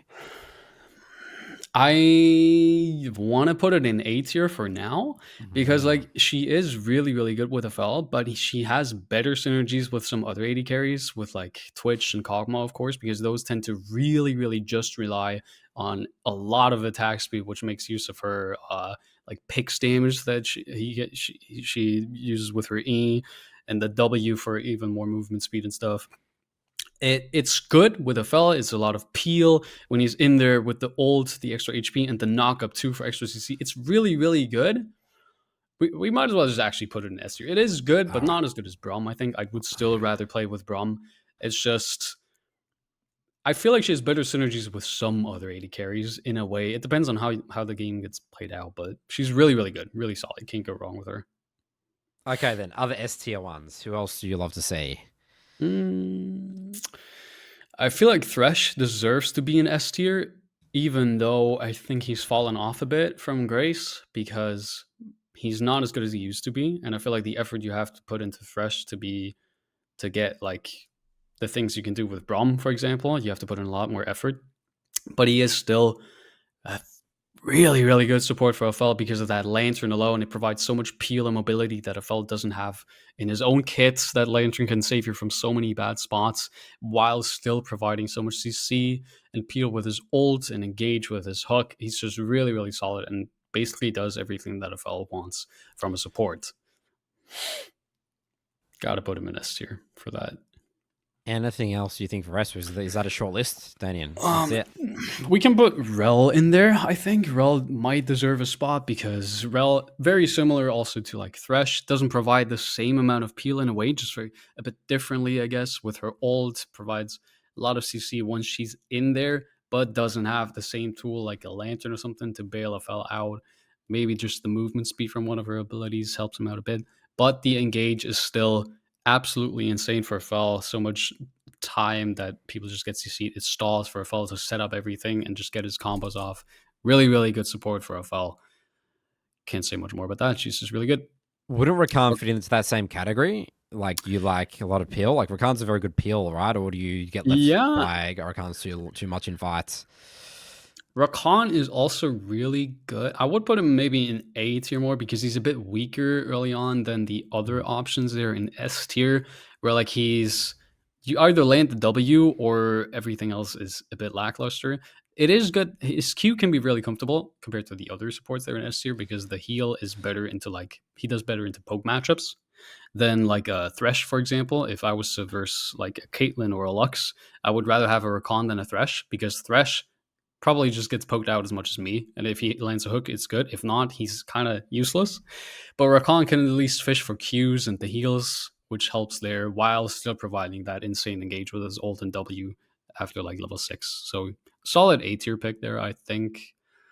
I would maybe put Karma in S tier as well, which some people would maybe not agree with, but I just really like playing with Karma. I played Karma in the game from before because Karma is provides a lot of pressure in lane while still scaling in a way that enchanters do with her shields later on. So she has that kind of pressure that some engaged supports do and a lot of poke, which just enables you to like do your own kind of poke and pressure in lane, which is what I love about Karma, while still scaling and providing that peel later on in the game with her shields and stuff. I just really, really like Karma in that regard for FL.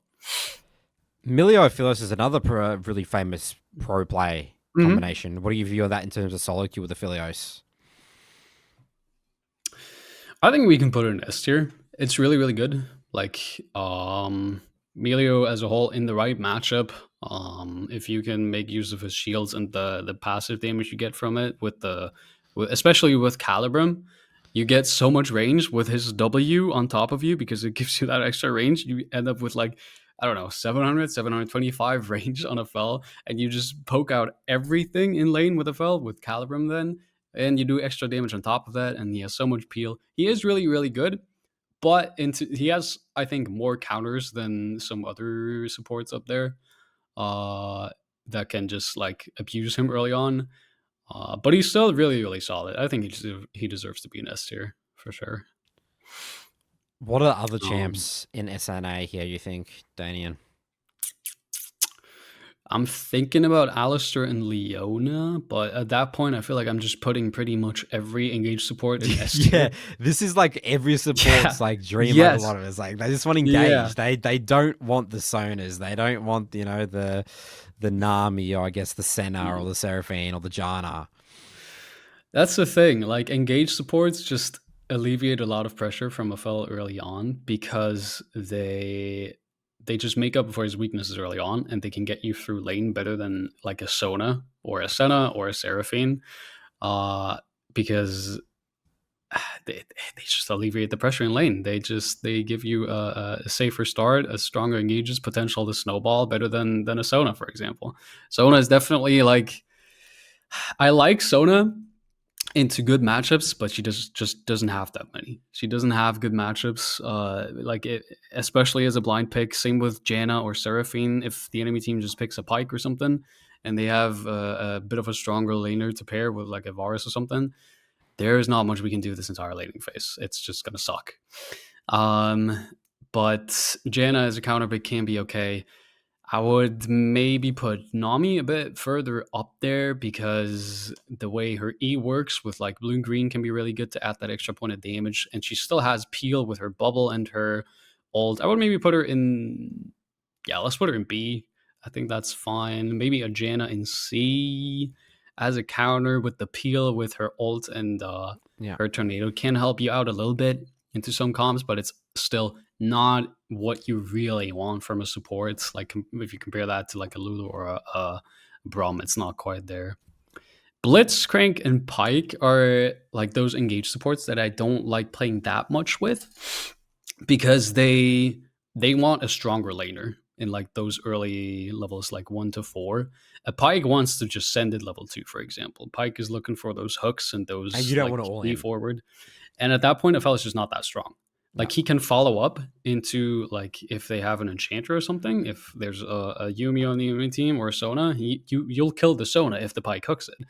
But if it's like you play a fell Pike and the enemy team has like a Draven Nautilus or something, that Pike is not going to do anything for you because he wants to send it early on, but you're just not that strong to fight a Nautilus and the Draven, even if he ends up hitting all his spells.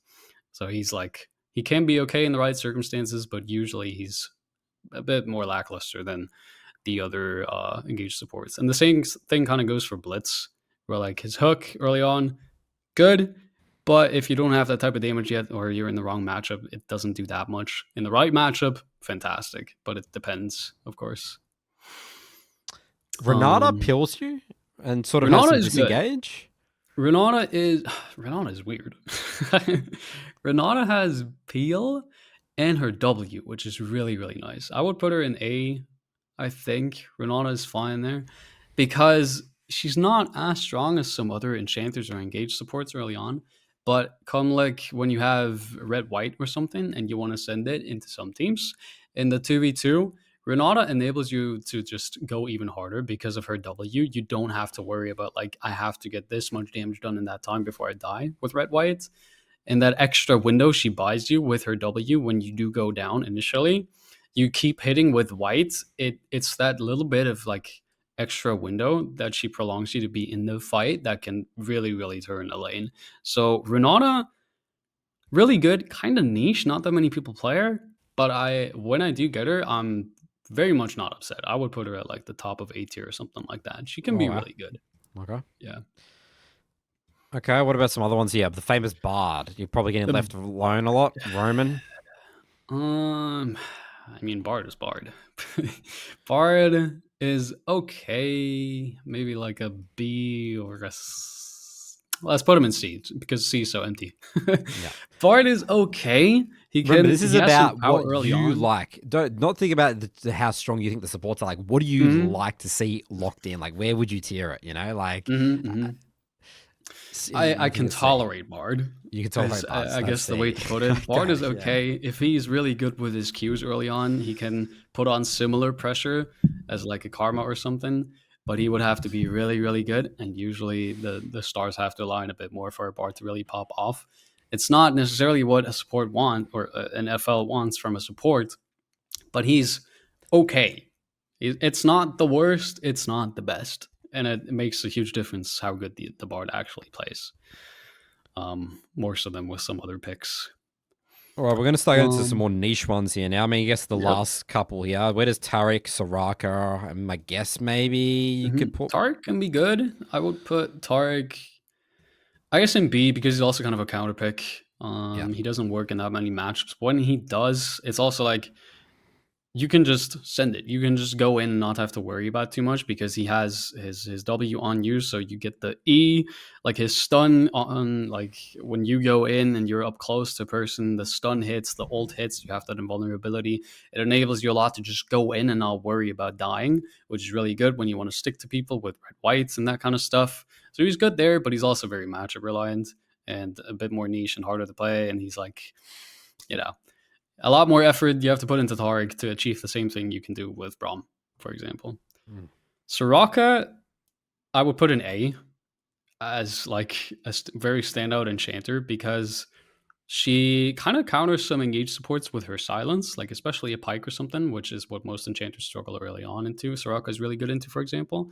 She has that silence, that extra peel for like even just for herself, which is really important because once she gets to like those level 3, level 4 to 5 with her Q and her heals, it's in the same vein as where like with a Renata W, she can extend you to be in the fight for that much longer, which is what a fella really wants. When you're in there, you just want to survive because you know if you survive long enough, you will deal more damage than most other AD carries. And Soraka enables that very, very well with her W, with her peel, with her ult healing and stuff. Once you're in there, she keeps you alive, and it's just really, really good.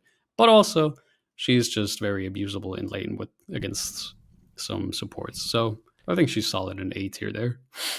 Tom Kench, I mean, don't really pick much in support these days. It Not was, I picked think, much, picked, but I no. mean, does Oh, Pill, right? Like, can he save you for like a does. Thresh Lantern.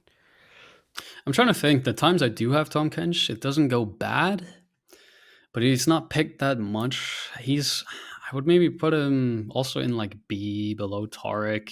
He can be good. He doesn't do all that much early levels, and his engage is kind of niche. But his ult peel can be really good into like stuff that counters you really hard. Like a Jarvan is a nightmare for a fell later on because of his ults, where you do not have Mm. any escape apart from flash, and if you don't have that, you're dead. But with a Tom Kench, similar to a Thresh Lantern, you can grab that, and Tom Kench is just going to eat you, and you're fine. So that really helps for that. But it is a bit more niche. It's not played that much. He's not that as reliable and consistent as some other supports up there. Lux has a very sort of high pick rate in lower ranks always. Where Mm-hmm. would Lux go? Lux, maybe. Nah, I put her in C tier because like she can provide somewhat similar pressure as like a Karma, but she has a lot less peel for a fell and she's a lot more abusable than a Karma. I think she's solid in C tier. She's more of a selfish. She's more similar to mages, which are like mages are always a bit of a flip.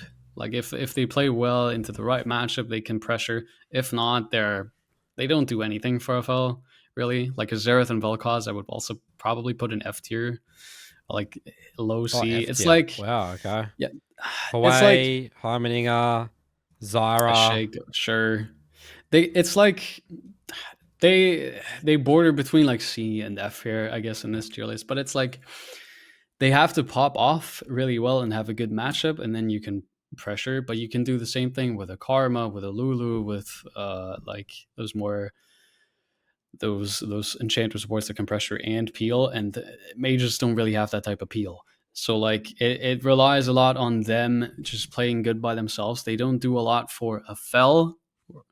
So the synergy is not really there. If they play well, you can pressure well, but if they don't, they don't really do all that much for him.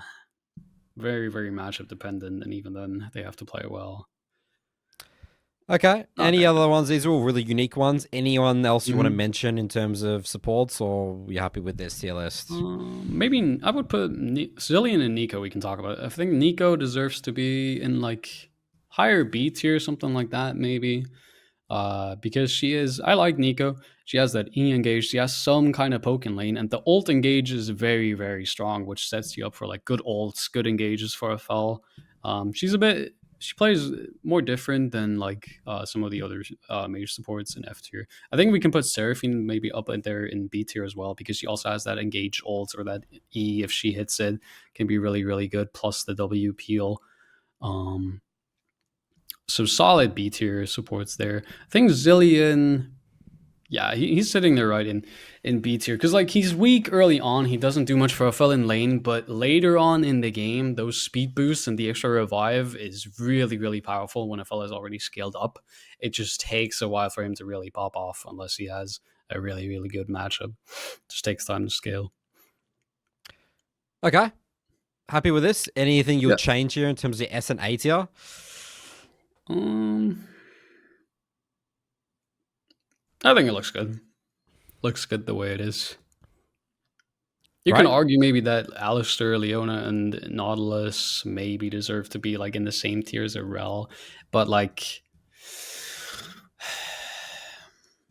they're similar, but I think Rel just does what FL wants more reliably.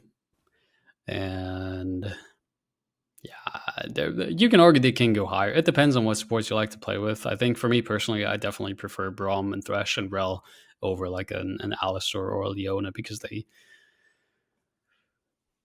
it's just a feeling really at that point. I think FL finds more success with Braum, Thresh, and Rel than like an Alistair. Even though they do similar things, I think the ones in S tier do it a little bit better for FL. Okay. Well, this wraps up our support pairing Yep, matchup section now here, Daynean. Now let's use everything we've learned, and we're going to compare it to an Emerald Aphelios. absolutely. Okay, so we've got an Emerald 3 on NA. Aphelios, yeah, almost one trick. Also played a bit of Misfortune. Plays some doubles in some other AD carries, but mainly Aphelios. So, firstly, I want to get your opinion on here, Danian. What are you looking at in terms of his build? I'm seeing some Resolve secondary. That's the Mm-hmm. first thing that stands out here. What do you think about this? Resolve secondary is okay. I wouldn't go conditioning and revitalize. I guess the thought process here would be like the revitalize might help with the Severum healing or something like that, or the sustain in lane. I think that's not really what revitalize is for. It might be good with like a Sona or a Soraka or a Nami that tends to just give you that sustain in lane, but generally not not the way to go for secondary runes on a fell. I think if you're gonna go Resolve, I think it can be okay into Tristana or Lucian or Samira, those type of champions with like they go in, they hit you, and then that's it. There's no place for like short trades. They either all in pretty much or don't at all. And then bone plating can be good into those type of matchups if you tend to struggle into that.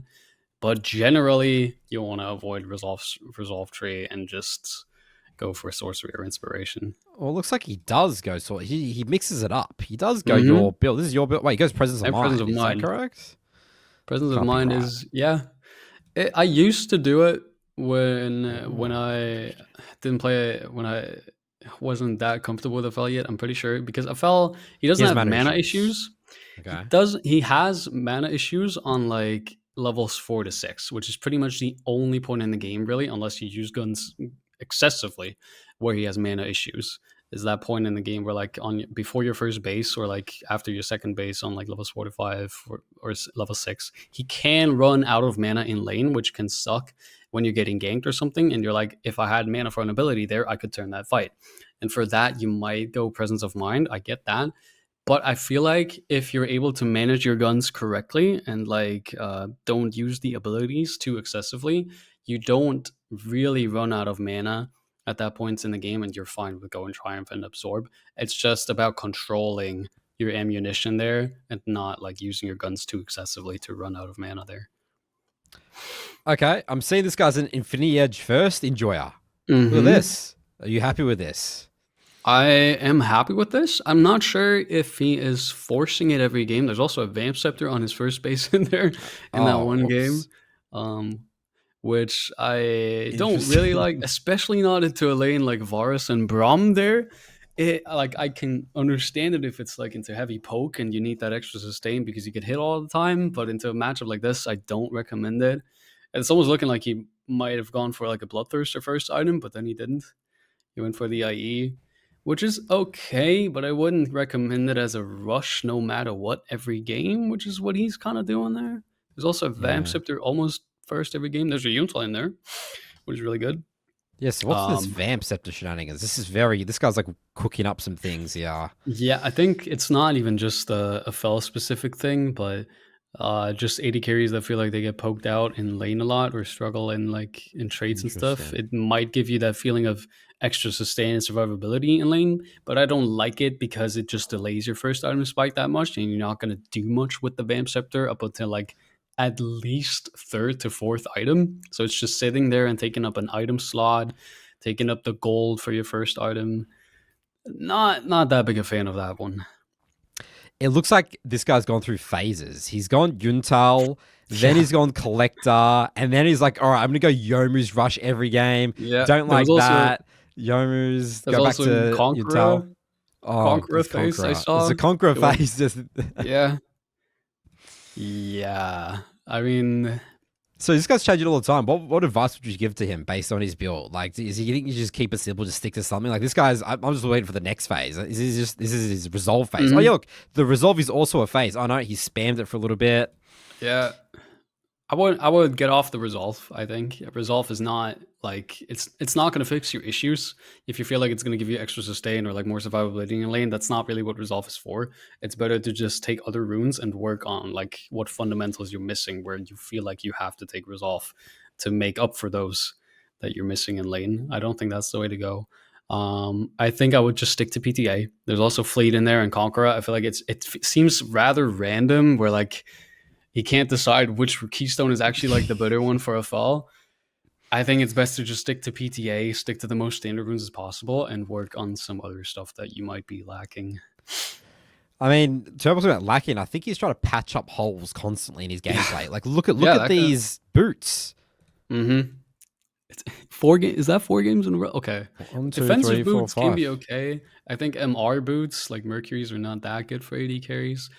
The tabbies, what are they called? The steel caps. They can be okay into like full AD comps because again, FL doesn't need that much attack speed. Like here into full AD comp, I can yeah, it's reasonable for sure. They have pretty much full AD except for Lux. But the Mercury boots, I don't really understand because if you want like if there's a lot of magic damage, maybe you want to go for just like a maw instead, or like a different MR item, or life steal instead of MR. Like life steal in a way is also a resistance because it gives you sustain against the magic damage. In a way, I think it suits him better. MR boots into a team like this, nah, nah. I can see why one would think it might be good. Into like a Hecarim ult engage, the CC, the tenacity might help, or the Kale and Mel magic damage. But in reality, I don't think once you're overwhelmed by the magic damage, the magic resist boots are going to make that big of a difference. You're too empathetic, Daynean. I would be brutal in this guy. It's like, what are you doing, dude? Come on. Like, we got Blair the Royal Kings, Hubris. Like, this I'm guy's just just, there's nothing.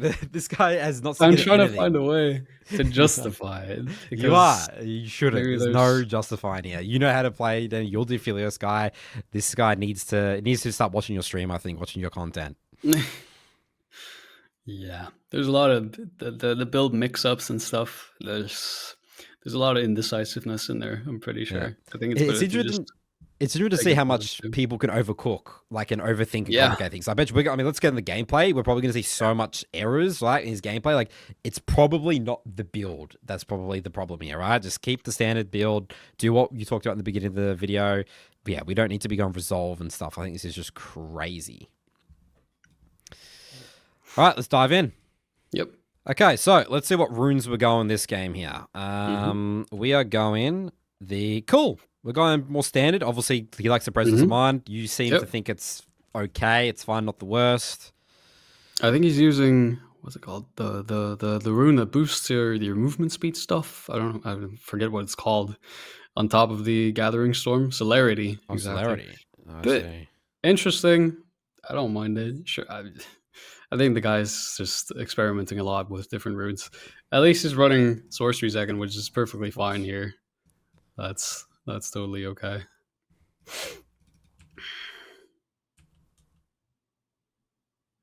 And we have Blitz into Nautilus matchup. This might be one of those games where like a Blitz hook might occur and he can't do much with it. We'll see. Something like that. Ashe matchup is also kind of it's a bit of a skill matchup. Ashe tends to be a bit obnoxious for Aphel early on if she knows how to abuse her all in a way to just run him down. But if the Aphel just focuses on short trades against Ashe and doesn't get run down by her auto attacks, I think should be a very winnable matchup. So doing, I think, all the beginning things at the beginning, right? In the red gun, trying to get the red gun off ASAP, right? This is all looks good, yeah? Yep.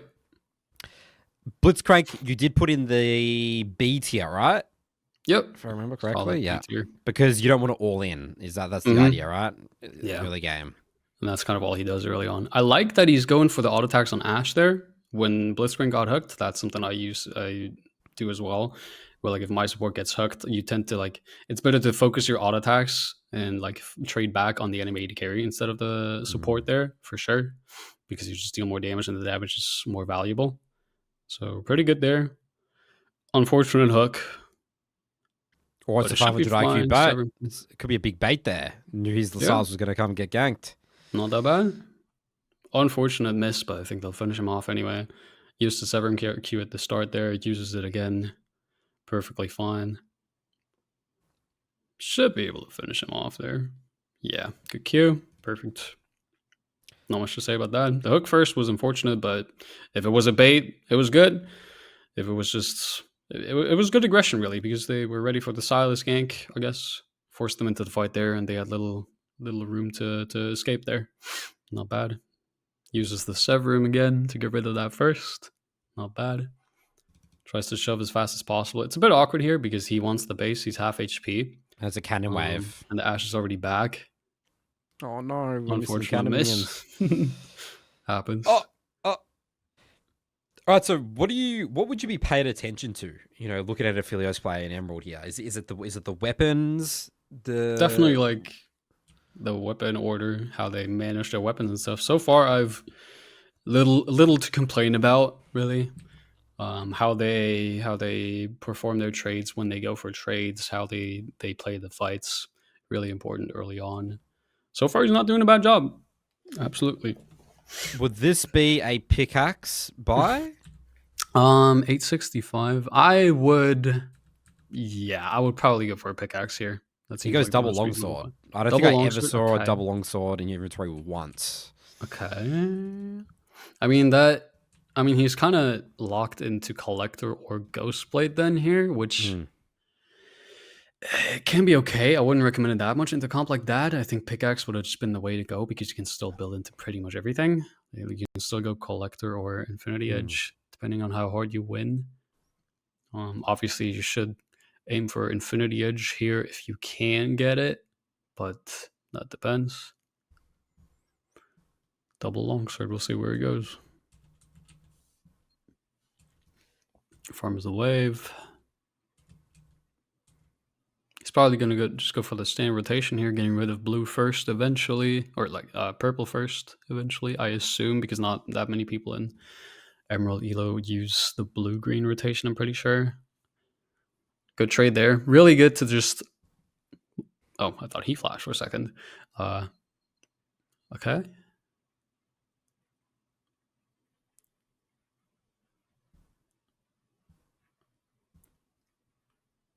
Yeah, pretty decent. I like that he went for like went a little bit deeper there with the Infernum Q at the wave at the start to like get that extra, not just shove the wave there, but also trade the damage onto the Ash and get the full combo off there. I don't know Like if it was that. intentional or not, but Ash definitely ran into that. And then the fight was good. There's not much. It's not really that complicated here. You just want to go for like the Infernum auto attacks, hit the closest target as possible, and just dish out the most damage. I feel like at that point he could have maybe swapped to like Gravitum because they know they're winning the fight. And it just comes Which down one's to Graviton them not again? being able to Gravitum escape. Gravitum is the is purple one, purple the one. one that slows on auto attacks. Yeah. He could have swapped to that a bit earlier there to maybe like not give that Ash the room to escape, but I think she would have gotten away anyway. But just like chase somebody down when you know you're gonna win the fight anyway, get that extra bit of slow there. I like how patient he is to not grab turret aggro there, but he did anyway because Blitz left it. That's unfortunate, but it's not that bad. He did actually go for blue-green rotation there. I'm not sure if it was intentional or not, but I like it. The call for the dive was not bad. Should maybe look to shove the wave there a bit faster and just get that base. Yep. Wow, 2-0-2. Yeah. From a decision-making standpoint, he's really not doing too bad right now. It's like I don't think I would have played the lane that much differently up until now. I don't know what gold he had on the base there now, but like he's building into Ghostblade. He had, yeah. It would like if we had the pickaxe before and we'd be able to buy the BF sword now, that would just be the most amazing start. But he's going for the Ghostblade build instead, which is interesting into a team like that because they Nocturne and Yorick and Nautilus do tend to build like at least steel caps and they tend to get some kind of armor. They might not because their top side is full AP, but still, Ghostblade, not my favorite angle here, but we'll see how it goes. If he can abuse that first item spike. Using Sentries on the wave just for that one extra proc or two because they run into it. It's not bad. He should get rid of White as much as possible here because he's not that strong at this point in the game. Looks like what he is doing, right? Good. He does look like he's doing that. He's on White, almost out of ammunition. Yeah, exactly. And then he's going to hit blue-green, I'm pretty sure. They can maybe look for a dive here on their bot lane or just stack up the wave and dive on the one after that. But Silas is backing. Maybe if they shoved, they would have been down for the dive, which could have been good with blue-green, but that's fine. They didn't go for it. I don't know why he's playing so far back here. Maybe because Tribush is not warded. They could definitely go for a ward in Tribush to like enable him to play way further up here because he's playing very far backwards, which I understand against the Nocturne, I guess. But Silas is also hovering bot, so even if Nocturne ults him, he should be fine there with the barrier and then the Silas follow up for the counter gank. He's playing very far back. I think he could abuse Ash a lot more at this point in the game with like fishing for Infernum Qs, like the short trades that we talked about a couple times. The way he plays it is a bit weird. Didn't really make use of blue-green there, but the gank is fine either way. That's fine. I think he could have like been a little bit more aggressive there at that point in the game, but you mean posturing up more in the lane in general, just playing too far back? You think? Yeah, I don't think he has to play that far back with like a ward in the Tribush. He can look for trades onto Ash or even Nautilus a lot more there. Just to like, I guess again, scared of Nocturne. I guess that's probably the only explanation. Yeah, but you have the Silas hovering bot lane.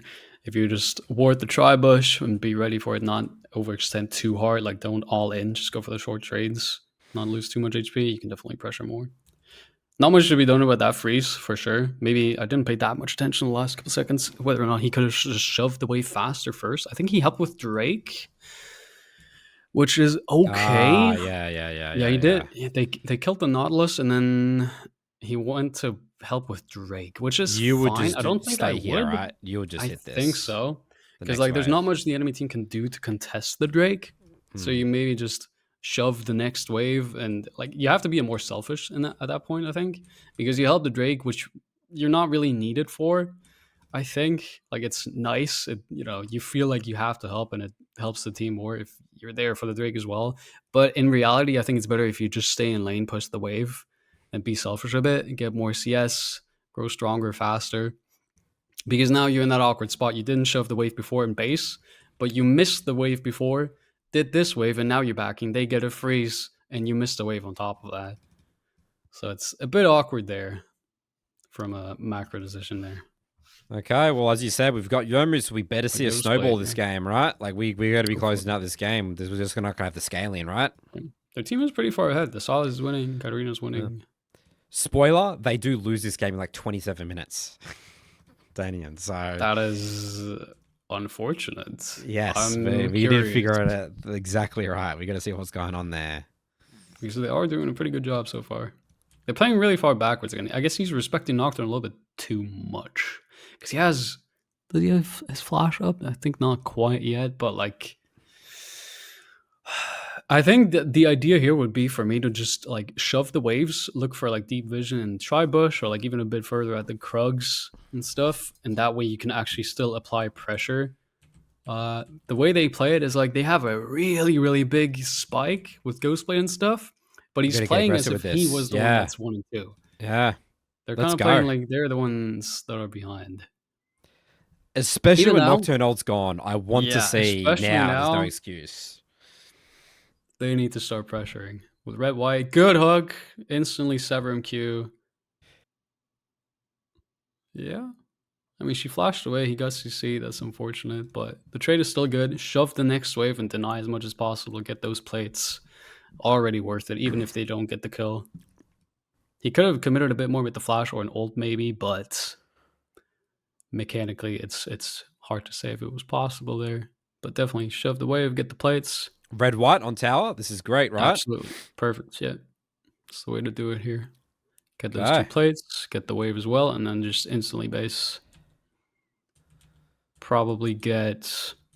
I wonder what he's building. Tower? Or they can go for more because like their bot lane is not showing up, I guess. You can be greedy in those type of situations. They are ahead. They can go for it, go for more plates. I think it's probably more safer to the base there, right? It's probably just better to base there, It might be. It also depends on if the base is worth it, I guess. Good trade there, good engage from Blitz, good follow-up.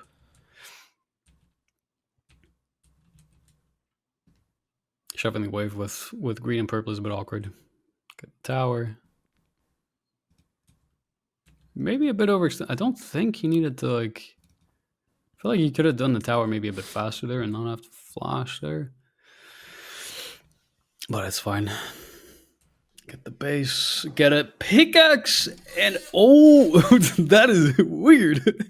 Pickaxe, cloak, and longsword, okay? So what are we building here? It's KFC variety bucket. I mean, he might go for collector. He might go for Infinity Edge, but I think he's going collector. Oh, no. It seemed like he had like 2,000 gold and could have just gone for like a BF sword and a crit cloak, or like if he wants to go for LDR, just a Noon Quiver and the longsword. Yeah, that would be perfect money for just a pickaxe and a BF sword. So a lot of weird stuff when it comes to itemization for sure. I don't know if he's experimenting. He even thought about the Dirk, maybe going into collector, but he went for pickaxe and cloak and longsword, which is just a really, really inefficient buy for 2,200 gold, in my opinion. But we'll see where he goes. I think the build overall, like if we take the amount of money he had by now, he could have probably had Infinity Edge and the Noon Quiver and Longsword and build into LDR there already, something like that. And I think he'd be in a way more comfortable spot against a team comp like that. But yeah, going mid here. So this is good. We got mid wave, right? We're in mid wave. Yeah. This is good. This is mid game, right? We've broken the tower. Like this is what you want to be seeing. Now, what do you do when laners start sharing mid with you? What was your recommendation? I've heard those complaints. Yeah. Yes. It's a bit rough, of course. Like you would probably rather be in mid lane and rotate off of the mid waves, of course, because you are the strongest member on the team. You should be the one that dictates where the plays are happening, right? You want to shove mid and look to contest wherever it's like the best opportunity. If your mid laner does not allow that, if your 2-2 Katarina says, no, I'm the mid laner, I will stay mid. It's perfectly fine to just stay bot, do those waves, look for maybe damage on the tier 2 and drag that pressure from the enemy team down to bot lane and look to just invade their jungle off of bottom lane waves, I guess. It's a bit more awkward and you're a bit deeper in there, but as long as you're like not entirely on your own, it's still okay. And also, FL is generally if the enemy support says, we lost bot lane, I'm going to abandon that lane, it's not that bad to actually go for the tier 2 tower bot lane either, because that thing gives a lot of money. I'm pretty sure if you get it by yourself, it gives like 650 gold by itself. 2 kills. It's more than 2 kills. It's a lot of money. So like the vision is not really here yet. He doesn't know where Nocturne and Nautilus is, so you're still just juggling bot waves. As soon as you know that Nautilus and Nocturne or something are both Nocturne is top. We don't know where Nautilus is there as well. He can just shove this. He can pressure that Ashe under her tier 2 tower for sure. You can absolutely just utilize that cross map here. He's disengaging, and he's probably not really going to get that much. Maybe the mid wave there now, because he really wants to be in mid lane, which I understand. But I think in that particular case, where like your Katarina basically forced you to be in bot lane, and the enemy team is focusing around Herald now, you could have just gone for that tier 2 bot, because you are that much stronger than the Ashe. You probably could have managed to like poke her out or kill her under her tower. And if not, then get the tier 2 after that. Work on that tier 2 tower. The way he did it, he did the bot wave, went back to mid, didn't get that much gold, but he's not in a bad spot either. Good combo there. Not much to complain. How do they lose this game? Good attempt there with the sentry and the mark. Mechanically, I don't think he's that bad. He knows what he's doing with his weapon combos and stuff, for sure. I don't think that's particularly the issue here. Bold attempt. Might look for base here, because like there's not much to get right now. They cleared the mid wave. There's no camps up, nothing you can get, and you can't rotate to side lane for a fight either. So I think that would have been a good opportunity to base and probably get the collector that he's building into, which he didn't do, but that's fine. Fiddle is overextending. I don't think I saw a root. I think he's out of mana. Is he out of mana for the root? He might have been. No, he did root. Okay, it was just really early. I didn't see. Okay. That's fine. Not much you can do there. I think the best thing would have been to just base on the wave before. He's still not basing. I think he's wasting a lot of time. He's grabbing the blue buff. Okay. Blue buff he has 800 gold in his inventory, yeah. Yeah. A base should have happened like 1 or 2 waves ago for sure. He's grabbing the blue buff instead, which is not a good buff for Fel, because he usually doesn't need the mana regen unless you're overstaying a lot. Or the cooldown reduction doesn't do anything for Fel, really. So it looks like a common trend we're seeing here is overstaying here. You know, we technically overstay. We got bailed out a little bit, but overstayed on the bot. Like, I mean, I think this is a very big problem with AD carries in general, not just Aphelios players in Emerald. Like, I see a lot of this in our review sessions with our AD carry players. Yeah, it's really sometimes sloppy, and then they get stuck on that. And this is what happens, because now you recall, your team will fight, and then they die, and then just desyncs, right? Instead of, you could be already on midwave here with items, right? That's usually typically what happens. His entire team is out on the map right now, pretty much, but he's now in base when he could be shoving mid and getting that Drake priority, which is really important to like set up your team for like even just walking with your support, so your support doesn't have to face check stuff in the enemy team's jungle by itself. He's going bot here for the wave, which is fine. Because Katarina's mid, right? So that's just the reality. You know, she just refuses to go mid.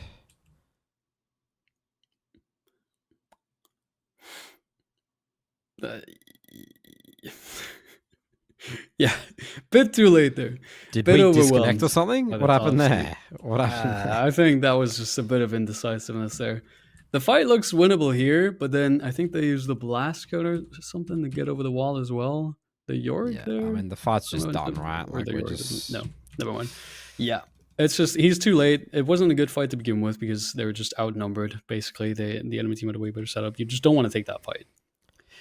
And I will say, at this point, with this itemization, you can really tell into the fiddlesticks even, or the Yorick and the Nocturne, you feel bad with those items. What do you mean by that? Really, really feel good bad. lead. You don't do. What do you mean by feel bad? You don't do damage, or you're easy to you kill? You don't do damage. It's all about the burst. This build is really good to kill the Ashe, for example, right? Like you kill the Ashe in basically no time. But it's like once your burst is done, your auto attacks are just weak against the Nocturne and Yorick, and you just don't do the same amount of damage that you would with an Infinity Edge and LDR here, for example. Yeah. So I mean, not saying you would have won. the game's slipping out of his hands now. It's like we got a really bad build. Like we can't just be dying like that, right? We have 0 scaling, like disaster. And I think he's just really lost the plot here in terms of the Katarina. Kind of lost on the map, yeah. Yeah. Even if the Karita is staying mid here, you can at some point you might as well just share a wave or two. It's just go mid. Just stay mid, right? Yeah. Than to just walk around aimlessly in your jungle, because you can't go top, you can't go bot, you don't know what to do. Sit mid with your mid later and just rotate off of there for the best opportunity instead of like walking around aimlessly in your jungle. Even now, just contest it with the Katarina. If she doesn't want to leave, it's fine. You can't do anything else, basically. This is good. This is great. This is much better. I think he realized it. He's just, I got to stay mid now. Yep. And just look to rotate off the mid wave to the con. I'm really curious how they lose the game in 6 minutes, because they're still not in a bad spot. They even get out of con here. Yeah. They have a Drake lead as well. There's like no pressure.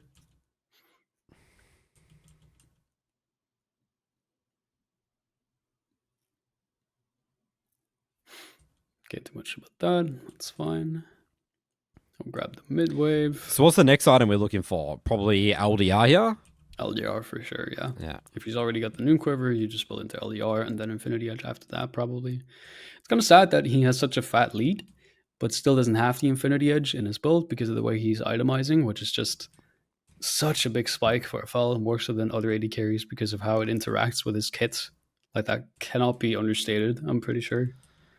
This game just might be a very good advertisement, Daynean, for stop building Yomu's collector, collector second. This could be what it is. Good first item spike, but it can just put you behind even when you're winning if you don't keep winning really, really hard. And honestly, after laning phase, it's been pretty much nothing but mid waves, which is very comparable to what happened in my game, I think, as well. We were 6-1 after lane and stuff. And I was just hitting mid waves and rotating off of that. The gameplay is very similar, but the build is very, very different. And good old Fiddle, unfortunate. Had the flash, maybe could have done something there. The ult wasn't bad though. I think the teamfight wasn't all that bad. They're winning this. How are they losing in 3 So minutes? How should Aphelios have played this a bit better here? What's going on here? So Alt's coming in, needs to do something. So you happy with the weapons? What do you think about the weapons here?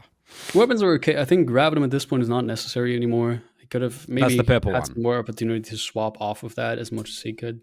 And like mid waves, just make sure to use the gravitum active as much as possible, because then he would be able to have like Severum there too, hopefully. I think next weapon. I think it also wasn't that good to like when he rooted initially in the fight to just use his entire burst right away. Like I think he ulted or Infernum Q'd immediately after, like here, which is, if that Nautilus didn't flash away, it would have hit nothing but the Nautilus too. Okay.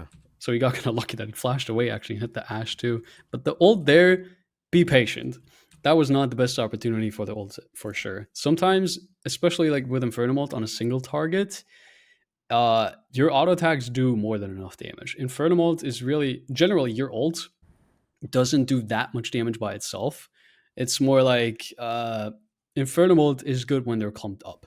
If they're not clumped up, it's a single target, you can just auto attack and you deal super similar damage. Okay. Or like if you use the Crescendum ult for the Chakram stacks, that can be good to like do right away. And it doesn't matter that much if you only hit one target. But in that instance, the Infernum ult could have maybe been held, not used so early here. Make sure you look at that Fiddlesticks, which is really important here because that ruins you the fight. He didn't have flash, I think, but if he wasn't so locked up in the animation with Infernum Q and ult and paid more attention to his positioning against that Fiddlestick, so maybe cut it downwards or backwards, maybe he could have survived and bring out like the team fight even better, like get some more out of that fight. But he does have the LDR. Not bad. Ocean Drake. Okay, these are good team fight guns, right? Team fight weapons, yeah. Blue red.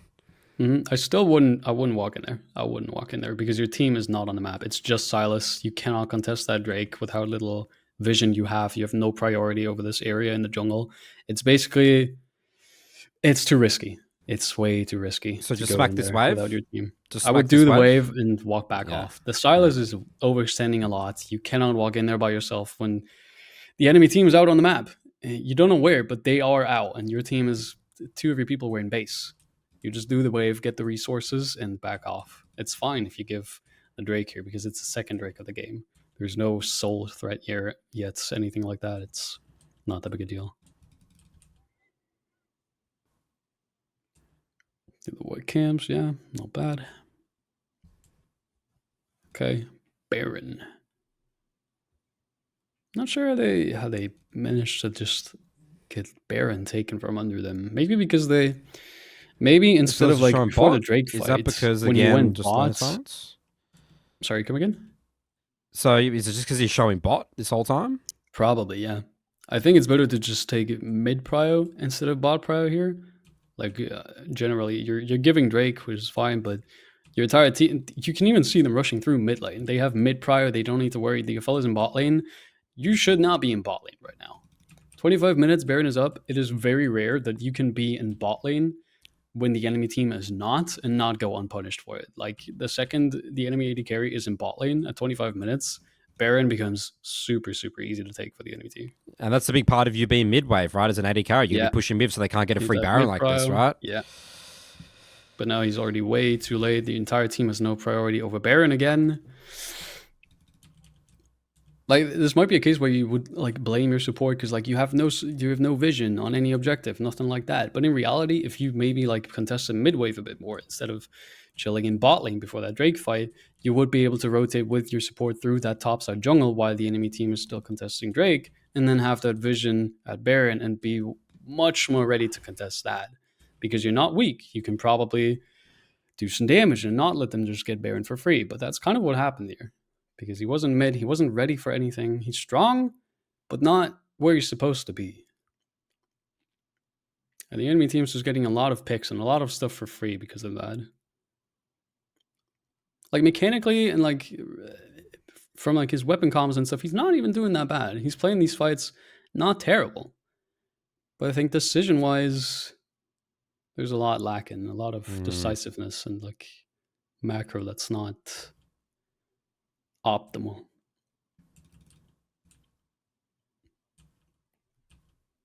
And his topside fell off a lot too. His Sylas is 7 and 7, Karina's 7 and 5. The Vlad is not doing good. So the Nocturne and Yorick and Fiddler are just kind of taking over the game. The Ashe is not a big deal, but their topside is big, and his build is not good into topside. And then combine that with how he moves around the map and stuff. Like even now, contest midwave. He does not need to be in bottom jungle right now. There's nothing to contest really. So he's given up a lot of resources for free. He's hitting like 7 CS per minute, which is not terrible. But you could be, if you had a better build, if you were more selfish for resources and just thought more about like where you were supposed to be on the map, you could like apply way more pressure and be way more in control of the game at this point. Typically, AD carries always complain about Nocturnes or Aphelios or whatever, but he didn't get altered by Nocturne once this game. No, so this game should be just free for him, right? He should just be chilling the entire time. And, you know, if you were put on this this Aphelios, Daynean, I feel like, you would have like 280 farm or whatever. You'd just be hitting the mid waves. They wouldn't be getting the barrel. Like, you would be loving this, right? Because there's no Nocturne ults on you. Yep.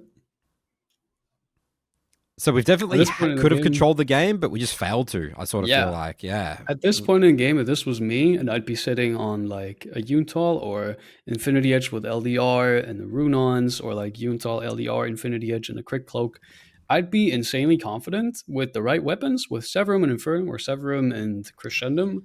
If we just get one good 5-on-5 team fight, if I'm in the right spot, I can carry that fight. But their top side, it's just really far ahead now. He's not really in that spot. Like, I wouldn't be comfortable with this kind of build at this point in the game. Yeah. Like, he barely deals damage to that Nocturne. Also not a good Infernal. That, like, same as before, where he's not patient with the ults. He sees the first semi-best opportunity to use it and just does it.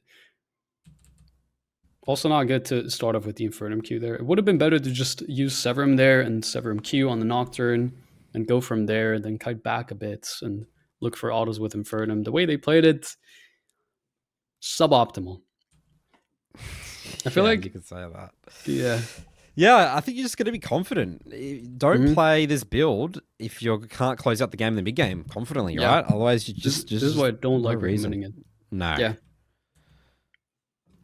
Ghost Blade is too much of a gamble. Really good case study about how the practicality of how this just does not work in practice. It sounds good in theory, but in practice, we're just seeing it right now, Yeah, unfortunate. Wow. What a way to lose the game. Yeah. He even built Rune. He has 4 items and no Infinity Edge. Yeah, that's a sin. Is that what you're saying? A massive sin for all Aphelios players. Yeah. Okay, so wrap it up here. A couple of last questions here, Daynean. Let's say people want to learn Aphelios, they want to add it to the pool, they're really inspired by this video. What are some tips, some big 20%ers that people should focus on to start learning Aphelios? Do we need to start learning the combos? Should they watch it? Do you have a YouTube guide or something like that people should watch? I do have YouTube guides a little bit for like itemization, and the rotation I do use, but I don't recommend the rotation I use if you're just starting out, because it's a bit more niche. Like the things, the tools you have are harder to utilize if you're just starting out. So I would just go with the standard rotation there. If you're starting out with red, white, green, purple, blue is what you want to aim for, and make sure you get that muscle memory down for that rotation, so you don't have to like focus, like put your entire focus onto like managing that rotation, but also being able to focus on the fundamentals of like macro, like in this game, where like your entire focus shouldn't be the rotation. It should be down to muscle memory and still enable you to focus on like where to be on the map and that kind of stuff. That's really, really important for a fella. It might take a lot of games, definitely more than on other AD carries, because he's very unusual to play compared to others. But yeah, and be selfish. You need resources. Aphelios scales insanely well with items compared to Kaisa, which spikes really hard on 2.5 items. Aphel spikes a little bit less, but when you get the resources after that, in mid game where a lot of people struggle to like keep up that CS and stuff, make good decisions, know where to be on the map, learn the macro for that, and be selfish. Get the resources, get those 3-4 items, and then you will become basically unbeatable. Mechanically, he's not that hard, but you have to know what you're doing in a way. If you could maybe recall in your journey, I'm curious, Daynean, is there a certain point where Philo sort of clicked for you? It's like, like that's sort of how I win games with the champion. Or is it just been just a gradual process if you just putting in the reps, the hours, like you say? It's been a while.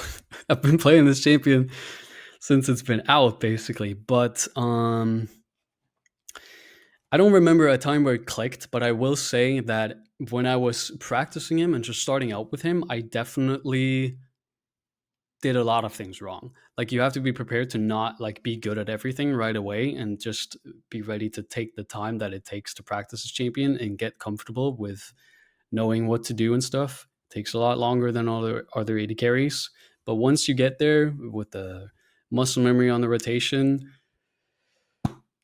it'll click at some point, but it just takes a little bit of time. Not like too much if you put in the effort and use your brain with him and just make sure to focus on what you have to improve on. It's doable for sure. For even like people in Emerald and stuff, you don't need a PhD to play this champion. He's complicated, but he's also not, once you know what to do with him, complicated to play in that way, I guess, to a degree. And last question for you here, Daynean. How would you sell Aphelios? Why should people play this champion? Why is Aphelios so rewarding to you, playing this for so many years? I remember when he came out, they did this teaser where like he needed an entire forum page, like an entire article just to explain his kit. And that is what intrigued me so much, because I was like, they present this as like the most complicated AD carry that only true AD carry masters can play. And I was just really enticed by that, because like I knew that this guy is really complicated and I want to play something complicated. He's super complex, and that's what makes it so rewarding, when you can pull off really weird combos and people don't even understand what you're doing and they're just dead from that. And he's also just such a late game hyper carry. He's such a beast with items, and the amount of damage he does is just second to none to other AD carries. And that's just what makes him so fun. I guess an easy way to sell Aphelios is go back in this video, guys, to when you were 16-3, 300 fun, like one shot in those towers or whatever it was. That looks like a lot of fun. So, final shout outs. Where can people find you, Daynean? I stream on Twitch, twitch.tv/34Daynean. And I have a YouTube channel and a TikTok channel.